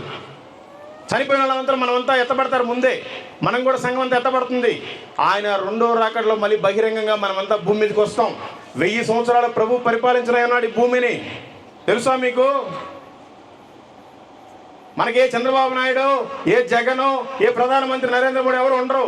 మన రాజు, మన మంత్రి, మన నాయకుడు, మన అధికారి మొత్తం యేసుక్రీస్తే. యెరూషలేమే మన క్యాపిటల్. మనకు అప్పుడు ఫ్లైట్లు, బస్సుల్లో ఎక్కాల్సిన పని లేదు. 7 సంవత్సరాల్లో ఎవరైతే ఎత్తబడతారో వాళ్ళే ఈ భూమి మీద పరిపాలించేది, వాళ్ళే అధికారులు. ఏ పనికైనా సరే నువ్వు యెరూషలేం పోయి రావాలి, ఆత్మలోనే పోయేసి వస్తావు ఈ బ్రతికున్న వాళ్ళని పరిపాలించడానికి. 1000 సంవత్సరాలు నీతిగా న్యాయంగా పరిపాలించి చూపిస్తాడు. అరే ఎదవల్లారా, ఇలా చేయాలి పరిపాలన, మీకు ఒప్పచెప్పాను, మీరు ఏం చేశారని సిగ్గు చేస్తాడు. 1000 సంవత్సరాలు అయిపోయిన తర్వాత సాతాను గారిని బంధించి ఈ భూమిని మొత్తం చుట్టేసి అగ్నిగంధకాలతో కాల్చి వేస్తాడు. ఆ తర్వాత సంఘాన్ని మొత్తాన్ని తీసుకొని పైకి పరలోకం తీసుకెళ్తాడు. అది మనకి ఫైనల్ తీర్పు. దాని పేరే ధవల సింహాసన తీర్పు అంటారు. పేరుకే బైబిల్లో ఉండే పేర్లు పెట్టుకొని మన బ్రతుకు మారకపోతే వ్యర్థమే. ఆ రోజున పిలుస్తాడు, పలానా యేసుని తీసుకొని రండి. 2 దేవదూతలు టంగ్ టంగ్ టంగ్ తీసుకొని నిలబెడతాడు. నేను నీ కోసం ప్రాణం పెట్టాను, నువ్వు నా కోసం ఏం పెట్టావు అని అడుగుతాడు. నేనేం పెట్టలేకపోయానంటే తీసుకెళ్ళి నరకంలో పడేస్తాడు. పలానా ఎస్ఏని తీసుకురండి, నేను నీ కోసం ప్రాణం పెట్టానమ్మా, నువ్వు నా కోసం ఏం పెట్టావు? నేనేం పెట్టలేదయ్యా అంటారు. తీసుకెళ్ళి నరకంలో వేయటమే. ఎవరినో ఒక అన్యుని తీసుకొస్తారు. నీకు పలానప్పుడు సువార్త చెప్పాడు, నువ్వెందుకు నన్ను నమ్ముకోలేదు అని అడిగినప్పుడు నాకెవరో సువార్తను చెప్పలేదయ్యా అంటాడు. బొంకుతాడు. అక్కడ కూడా అబద్ధం ఆడకుండా ఉండలేడు. అందుకనే బైబిల్ చెప్తుంది, ఎక్కడైతే మీరు సువార్త చెప్తారో, సువార్త చెప్పిన దగ్గర విన్నారా, ఓకే, వినకపోతే మీ పాద ధూళి అక్కడ దులిపేసి రండి. ఆ రోజున అక్కడ లేచి సాక్ష్యం చెప్పింది ఆ పాద ధూళి. అందుకే మా మీద కొట్టారు, అద్దాలు పగలు కొట్టారు, కేసులు పెట్టారు, అయినా కూడా మేము భయపడం. ఎందుకంటే ప్రభువే కొట్టించుకున్నాడు, ప్రభువే మన కోసం చనిపోయాడు. మనం చనిపోతే ఎంత ఆ పౌరుషం కలిగి ఉండాలి క్రైస్తవుడుగా. ఆ రోజున పుట్టంతా ఎగిరిపోద్ది సరైన సాక్ష్యం లేకపోతే. ఆ ఫైనల్ జడ్జిమెంట్లో ఆ గింజలే మిగులుతాయి, వాళ్ళకే పరలోకం. పరలోకం ఎంత పెద్దగా ఉంటుందో తెలుసా? పరలోకం నాకు తెలిసి 2 కిలోమీటర్ల దానిలో ఒకసారి చేతులెత్తండి. మీరు బైబిలే చదవట్లేదు. బైబిల్లో క్లియర్గా ఉంది ఎన్ని కిలోమీటర్లు ఉందో. ప్రకటన గ్రంథము 21వ అధ్యాయం 16వ వచనం చదవండి ఒకసారి అందరూ. ఫైనల్గా ఇంకా ముగించేస్తున్న టైం కూడా అయిపోయింది. ఆ పట్టణము చచ్చౌకమైనది, దాని పొడవు దాని వెడల్పుతో సమానము. అతడు ఆ కొలకరతో పట్టణమును కొలవగా దాని కొలత 750 కోసులైనది. దాని పొడవును, ఎత్తును, వెడల్పును సమానముగా ఉన్నది. పరలోకం అనేది ఏదో మనకు ఒక తోకలాగా బంగాళాఖాతం దగ్గర నుంచి ఆ హిమాలయ పర్వతాలాగా లేదు. అది నువ్వు హైట్ అయినా అదే ఉంది, పొడవైనదే ఉంది, వెడల్పైన అదే ఉంది, సమానంగా ఉంది. 750 కోసులని ఇక్కడ రాయబడింది. అనవసరమైనవన్నిటికీ మనం గూగుల్ కొడతాం, ఫోన్లు వాడతాం. ఒక కోర్స్ అంటే ఎన్ని కిలోమీటర్ అని గూగుల్లో కొట్టండి తెలుస్తుంది. 1 కోర్స్ హౌ మెనీ కిలోమీటర్స్ అని. 3 కిలోమీటర్ల 75 మీటర్లు ఒక కోర్స్ అంటే ఇంటూ 750 వేయండి. 2306 కిలోమీటర్ల నుంచి 2400 కిలోమీటర్ల వరకే పరలోకం ఉంది. మహా అంటే ఇక్కడి నుంచి ఢిల్లీ దాకా ఉంటుంది. మరి అదేంటి జనాభా ఏమో మన ప్రపంచంలో 800 కోట్ల మంది ఉన్నాం, మన ఇండియాలోనే 200 కోట్ల మంది ఉన్నాం. మరి ఇక్కడి నుంచి ఢిల్లీ దాకా ఉండేంత స్పేస్లో ఎంతమంది పడతారు? మరి మిగతా వాళ్ళంతా పరిస్థితి ఏంటంటే, మిగతా వాళ్ళకి ఒక మంచి చక్కటి వాక్యం రాయబడి ఉంది. సామెతల గ్రంథం 16వ అధ్యాయం 4వ వచనం. అది మిగతా వాళ్ళ కోసం. యెహోవా ప్రతి వస్తువును దాని పని నిమిత్తం కలుగజేసెను. భక్తిహీనులను నాశన దినం కోసమే ఆయన తయారు చేశాడంట. భక్తిహీనులు నాశన దినం కొరకు తయారు చేయబడ్డారు. నువ్వు భక్తుడివా, భక్తురాలువా? భక్తిహీనులతో ఉన్నారా, భక్తిలో ఉన్నారా? ఎన్ని రోజులు నామకార్థంగా ఉంటారు? దేవుడు నిన్ను నరకంలో వేసి కాల్చడానికే తయారు చేశాడంటారు. కనుక భక్తిహీనుడివి, భక్తిహీనురాలు అయితే భక్తిగా ఉండండి. భక్తిగా ఉంటే నువ్వు ఆ పరలోకంలో ఉంటావు 2400 కిలోమీటర్లలో, లేదంటే నాశన దినంలో ఉంటావు, నరకంలో కాలిపోతా, అక్కడ అగ్ని ఆరదు, పురుగు చావదు. ఇంత బ్రతుకు బతికి మనమే నరకానికి వెళ్ళిపోతే ఏం ఉపయోగం? ప్రభు వచ్చి మన కోసం ప్రాణం పెట్టి ఏం లాభం? తెలుసుకోండి, ఈ లోకం శాశ్వతం కాదు, ఏ రోజు చివరి ప్రయాణమో తెలియదు. నమ్మకంగా ఉండాలి. నీకేమన్నా చిన్న బాధ వస్తే కురింగిపోబాకు, నాకు అన్నీ పోయినాయి, అయినా డోంట్ కేర్, నా కోసం ప్రభు ఉన్నాడు. చాలా నిందించారు అందరూ, అయినా ఏం లేదు. ఇప్పుడు అనేక మందికి మాదిరికరం, లక్షల మందికి ఇన్స్పిరేషన్. ఎందుకు పనికిరాని ఒక ఎదవ, ఎందుకు పనికిరాని ఒక త్రాగుబోతు. మీరంతా మంచోళ్ళే, మంచిగా ఉండండి, ఇంకా మంచిగా భక్తిగా ఉండండి, రోజు ప్రార్థన చేసుకోండి, రోజు వాక్యాన్ని చదవండి, అనేక మందికి నాలాంటి దుర్మార్గులకు సువార్తను చెప్పండి. ఇంకెందుకంటే నేనేం చెప్పలేను. కనీసం ఇప్పటివరకంటే ఏదో అయిపోయింది. 12 సంవత్సరాల కూడికలు జరుగుతున్నాయి. రేపటి నుంచైనా కనీసం నేను 3 పూట్ల భోజనం చేస్తున్నాను కనుక ఒక్కరికైనా సువార్తను చెప్తాను అన్నోళ్ళు ఒకసారి చేతులు ఎత్తండి. రేపు నుంచి ఒక్కరికైనా సువార్త చెప్పండి, నేను భోజనం చేయను అన్నోళ్ళు చెప్పండి. చాలామంది ఎత్తారు. మీ ఎత్తిన వాళ్ళందరి కోసం ప్రార్థన చేస్తారు. Thank you. దేవుడు మిమ్మల్ని మీ కుటుంబాన్ని దీవించి ఆశీర్వదించును గాక. రాత్రికాల సమయంలో అద్భుతమైన సాక్ష్యాన్ని, వర్తమానాన్ని మన దీనదాసుల ద్వారా ప్రభు రాత్రి మనతో మాట్లాడాడు. ఒక చిన్న తీర్మానం, అందరు కళ్ళు మూసుకుందాం, లేచి నిలబడదాం. ఎన్నో రోజులు నువ్వు చూసి ఉండొచ్చు, ఎన్నో కూడికలు నువ్వు పాల్గొని ఉండొచ్చు. నా ప్రియమైన సహోదరి సహోదరులారా, రాత్రికాల సమయంలో దేవుడు అద్భుతమైన సాక్ష్యాన్ని, అద్భుతమైన వర్తమానాన్ని నీకు తెలియచేసి ఉన్నాడు. ఇంకా ఇంత గొప్ప రక్షణను నిర్లక్ష్యం చేసి ఎలా తప్పించుకుంటావు? ఇదిగో ఇదే మిక్కిలి అనుకున్న సమయం, ఇదే రక్షణ దినం. రేపు ఏమి సంభవించునో నీకు తెలియదు. నా ప్రియమైన సహోదరులారా, ఒక తీర్మానంతో ప్రార్థన చేసుకోండి. ఇంకా రక్షించబడలేదా? ఇంకా యేసు ప్రభుని సొంత అంగీకరించలేదా? రాత్రి ఒక అద్భుతమైన అవకాశం నీకు ఇస్తున్నాడు ప్రభు. యేసయ్యా నా హృదయంలోకి రండి ప్రభువా, ఇదిగో యేసయ్యా నా హృదయంలోకి రండి. యేసయ్యా నీవే నిజమైన దేవుడవని, నీవే గొప్ప దేవుడవని, నీవే నిత్య జీవం ఇచ్చే దేవుడవని, నీవే యేసు అని రాత్రి మాతో మాట్లాడారు ప్రభువా. యేసయ్యా నీకు వందనాలు. అందరూ కళ్ళు మూసుకోండి, కళ్ళు మూసుకోండి, కళ్ళు మూసుకోండి. ఒక చిన్న తీర్మానం, కొద్దిసేపట్లో ముగించబోతున్నాం. ఈ అద్భుతమైన రాత్రి, ప్రభు నిన్ను దర్శించబడే రాత్రి. స్తుతి స్తుతి. యేసయ్యా నీకు వందనాలు, యేసయ్యా నీకు స్తోత్రాలు. ఎంతకాలం నామకార్థపు అనుభవాల్లో జీవిస్తావు, ఎంతకాలం దేవునికి వ్యతిరేకమైన కార్యాలు చేస్తావు, ఎంతకాలం దేవుని అవమానపరుస్తావు. రాత్రి రాత్రి రాత్రి విడుదల, నీకు విడుదల. ప్రభు సన్నిధిలో పశ్చాత్తాపడు, దేవుడి సన్నిధిలో పశ్చాత్తాపడు. దేవా ఏదో ఒకటి నీ కొరకు చేయాలయ్యా, చనిపోయేలోపు ఏదో ఒకటి నీ కొరకు చేయాలి ప్రభు. ఎంతో మంది మిషనరీస్ వచ్చి నీకోసం ప్రాణార్పణగా పోయాలంటారు. నేను బ్రతికి ఉన్నాను కానీ నిర్జీవస్తులో ఉన్నాడు ప్రభువా, మృతుడుగా ఉన్నాడు ప్రభువా, నీకోసం పని చేయట్లేదు ప్రభువా. యేసయ్యా రాత్రిని దర్శించినందుకు వందనాలయ్యా, దర్శించినందుకు వందనాలయ్యా. హల్లెలూయా. స్తుతి స్తుతి. అందరూ కళ్ళు మూసుకోండి అమ్మా, కళ్ళు మూసుకొని రాత్రి ఒక బలమైన తీర్మానం తీసుకోండి. దేవుడు నీ మధ్యకు వచ్చి ఉన్నాడు, దేవుడు నీ తీర్మానాన్ని చూస్తూ ఉన్నాడు. ఎంతకాలము చల్లారిపోయిన జీవితం, ఎంతకాలం మండలేని జీవితం, ఎంతకాలము నామకార్థపు జీవితం. ఎంతో మంది భక్తులను దేవుడు ఈ రోజు ముందుకు తీసుకొని వచ్చాడు.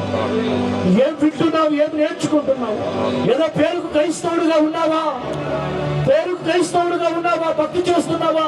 ఆ భక్తిలో ఉండే శక్తిని ఆశ్రయించలేకపోతూ ఉన్నావా? యేసయ్యా, యేసయ్యా ఈ 2025 సంవత్సరంలో నా జీవితాన్ని నీ చేతులకు సమర్పిస్తున్నానయ్యా. ఒక్క ఆత్మను కనలేని గొడ్డునాలుగా ఉంటున్నానయ్యా. ఒక్క ఆత్మను కూడా రక్షించలేని భయంకరమైన గొడ్డునాలుగా ఉంటున్నానయ్యా. ప్రభువా నన్ను క్షమించండి. నా కోసం ఈ లోకానికి వచ్చావు ప్రభు, నా పాపముల కోసం ఈ లోకానికి వచ్చావయ్యా, నన్ను పరిశుద్ధపరచడానికి ఈ లోకానికి వచ్చావయ్యా. దేవా నీకు వందనాలయ్యా, దేవా నీకు స్తోత్రాలయ్యా. నన్ను క్షమించండి యేసయ్యా, నన్ను శుద్ధీకరించండి యేసయ్యా. అమ్మా అయ్యా ఈ రాత్రి ఒక తీర్మానం తీసుకో. ఏదో రావడం, ఏదో పోవడం ఏమీ ఉపయోగం లేదు. ఒక మంచి తీర్మానంతో ఇక్కడ నుండి వెళ్ళు. దేవుడు నీ జీవితంలో గొప్ప కార్యాలు చేయబోతూ ఉన్నాడు, మహిమ కలిగిన కార్యాలు చేయబోతూ ఉన్నాడు. నీ తీర్మానాన్ని దేవుడు స్థిరపరచబోతూ ఉన్నాడు. లోకమే శాశ్వతం అనుకుంటున్నావా? మనుషులే శాశ్వతం అనుకుంటున్నావా? నీ ధనము శాశ్వతం అనుకుంటున్నావా? ఏది శాశ్వతం కాదు. చనిపోయిన తర్వాత ఏది నీతో రాదు. నీ రక్షణ, నీ సాక్ష్యము నీతో పాటు వస్తుంది. నువ్వు చేసిన మంచి కార్యాలు నీతో పాటు వస్తాయి. ప్రార్థన చేసుకో, ప్రార్థన చేసుకో, ప్రార్థన చేసుకో. నిర్లక్ష్యంగా ఉండబాకు. ఈ 12వ వార్షికోత్సవ కూడికలో ప్రభు నీతోనే మాట్లాడి ఉన్నాడు. రేపు 13వ వార్షికోత్సవ కూడిక ద్వారా అనేకులు నీ ద్వారా రక్షించబడాలి. సత్తువ కలిగిన సంఘములో స్థిరపరచబడాలి. ఆశపడు. దేవుడు నీ ఆశ కలిగిన ప్రాణాన్ని తృప్తిపరుస్తాడు. ఎంతకాలము దేవుణ్ణి బాధ పెడతావు? ఎంతకాలం దేవుని నామాన్ని అగౌరవపరుస్తావు? మిమ్మల్ని బట్టే కదా నా నామం అన్ని జనుల్లో దూషించబడుతా ఉంది. అమ్మా, అయ్యా, ఒక తీర్మానం కలిగి బ్రతుకు. రోషం కలిగిన క్రైస్తవుడిగా బ్రతుకు. చచ్చిన క్రైస్తవుడిగా వద్దు. మండే క్రైస్తవుడిగా నీవు మారాలి. దేవుడి ఆశ, దేవుడి కోరిక. Thank you Jesus, thank you lord. ఎవరికి ఎవరో ఈ లోకములో చివరికి యేసే పరలోకములో. ఎవరికి ఎవరు ఈ లోకములో చివరికి యేసే పరలోకములో. ఎవరికి ఎవరు ఈ లోకములో చివరికి యేసే పరలోకములో. ఎవరికి ఎవరు మనుషుల సాయం వ్యర్థమురా. రాజుల నమ్మిన వ్యర్థమురా. మనుషుల సాయం వ్యర్థమురా.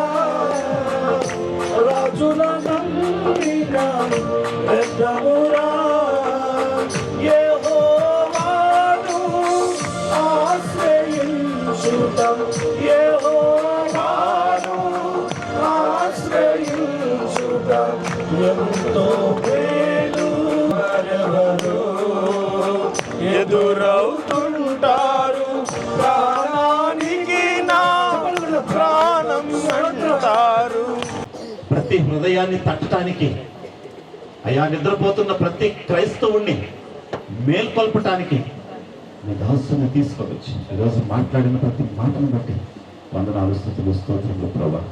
ఇది ఈ రోజు వరకే కాకుండా తండ్రి, అయ్యా ఇదిగో యోహాను ఎలాగైతే అయ్యా మండిని దీపమై ఉన్నాడని అయ్యా మీరు సాక్ష్యం ఇచ్చారు తండ్రి, అలాగా ఇదిగో మీ యొక్క దాసుని మండిని దీపముగా మీరు ఉంచారు.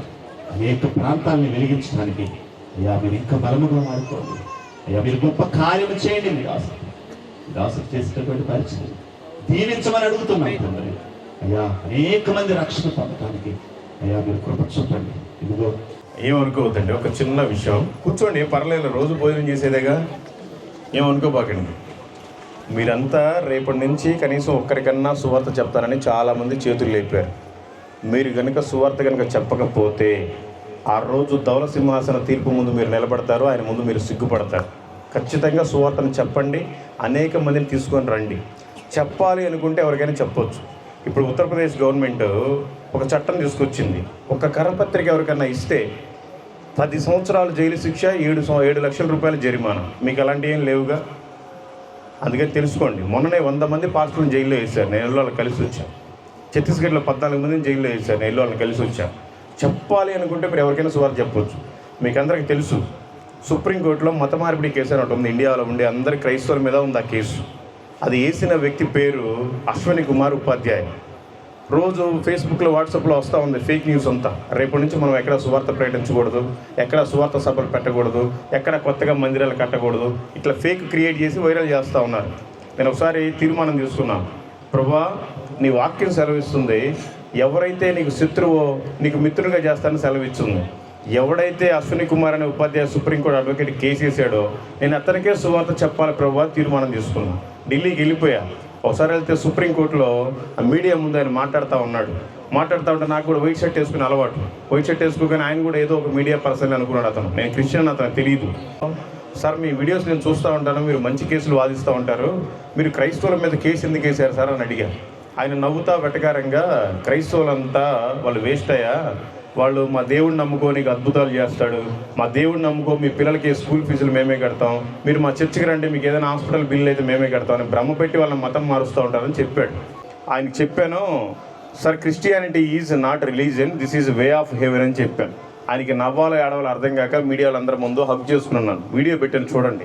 ఎక్కడ సుప్రీంకోర్టులో క్రైస్తవులందరి మీద మత మార్పిడి కేసు వేసిన ఒక అడ్వకేటు ఎక్కడ ఒక ఎందుకు పనికిరాని ఒక చెప్పాలి అని కూడా చెప్పొచ్చు. అందుకని మీరు కూడా చెప్పండి. మీరు తీర్మానం తీసుకున్నారు కొంతమంది, తప్పకుండా రేపు నుంచి ఒక్కరికైనా సువార్తను చెప్పండి, అనేక మందిని తీసుకొని రండి. ఈ సభ 13వ వార్షికోత్సవం ఇలా జరగకూడదు, ఒక పెద్ద గ్రౌండ్లో జరగాలి. వాళ్ళంతా మీరు తెచ్చిన జనాభా అయి ఉండాలి. అట్లాగే ఏదో చిన్న ఏమైనా జరిగితే పెద్ద కురింగిపోబాకండి. నా జీవితంలో మిగిలింది 3 వస్తువులు. ఇలాంటి కార్యాలు ఓన్లీ ప్రభుకే సాధ్యం. అందుకని మీరు ప్రభు పని చేస్తే మీ పని ప్రభు చేస్తాడు. ఇదనమాట. Thank you. Praise the lord.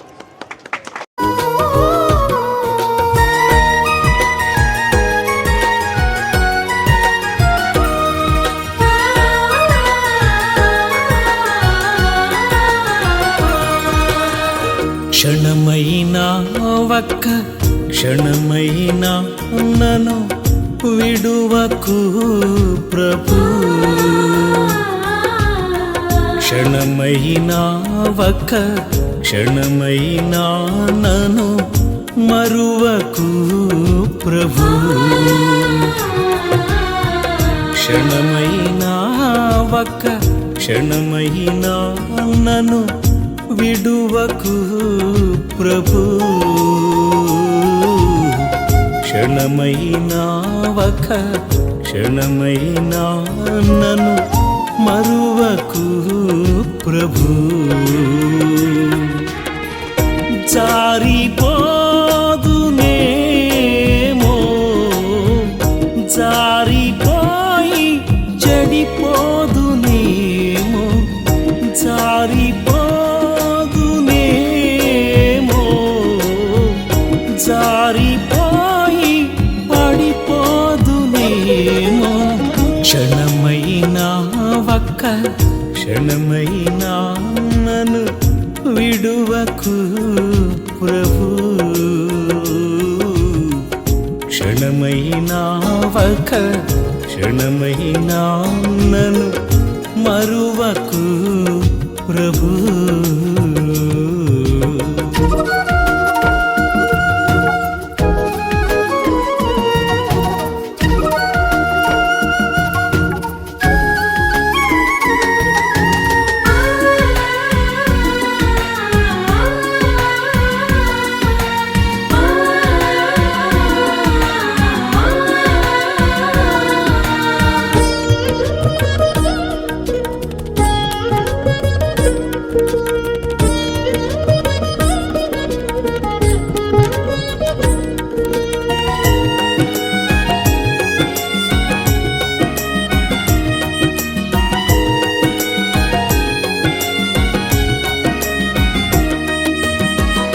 ఇరుక్కున చిక్కిన వేళ నీ చేతి నుండి నన్ను విడువకు, ఇబ్బంది సమయాన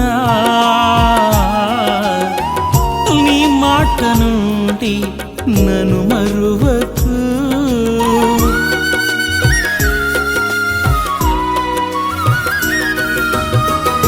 ఇరుకున చిక్కిన వేళ నీ చేతి నుండి నన్ను విడువకు, ఇబ్బంది సమయాన నీ మాట నుండి నన్ను మరువకు, నీ చెయ్యి చాపి నన్ను విడిపించు, నీ వాగ్దానముతో నన్ను బ్రతికించు. నీ చేయి చాపి నన్ను విడిపించు. నీ వాగ్దానముతో నన్ను బ్రతికించు. క్షణమైనా ఒక క్షణమైనా నన్ను విడువకు ప్రభు, విడువకు ప్రభు.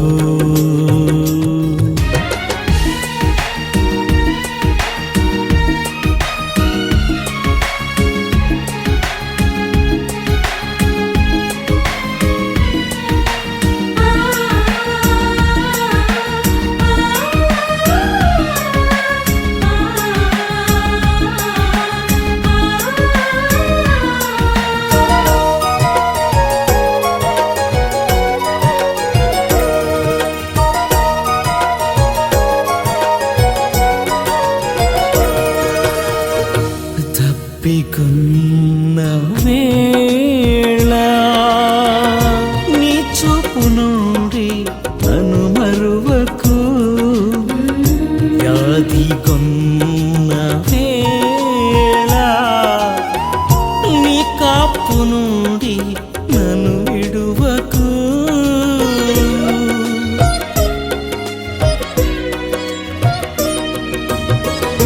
తప్పికొన్న వేళ నీ చూపు నుండి నన్ను మరువకు. నీ వ్యాధి కొన్న వేళ నీ కాపు నుండి నన్ను విడువకు. నీ జీవ జలముతో నన్ను నింపు. నీ జీవమునిచ్చి నన్ను బ్రతికించు. నీ జీవ జలముతో నన్ను నింపు. నీ జీవమునిచ్చి నన్ను బ్రతికించు. క్షణమైనా ఒక క్షణమైనా నన్ను విడువకు ప్రభు. క్షణమైనా ఒక క్షణమైనా నన్ను మరువకు ప్రభు. క్షణమైనా ఒక క్షణమైనా నన్ను విడువకు ప్రభు. క్షణమైనా ఒక క్షణమైనా నన్ను మరువకు ప్రభు.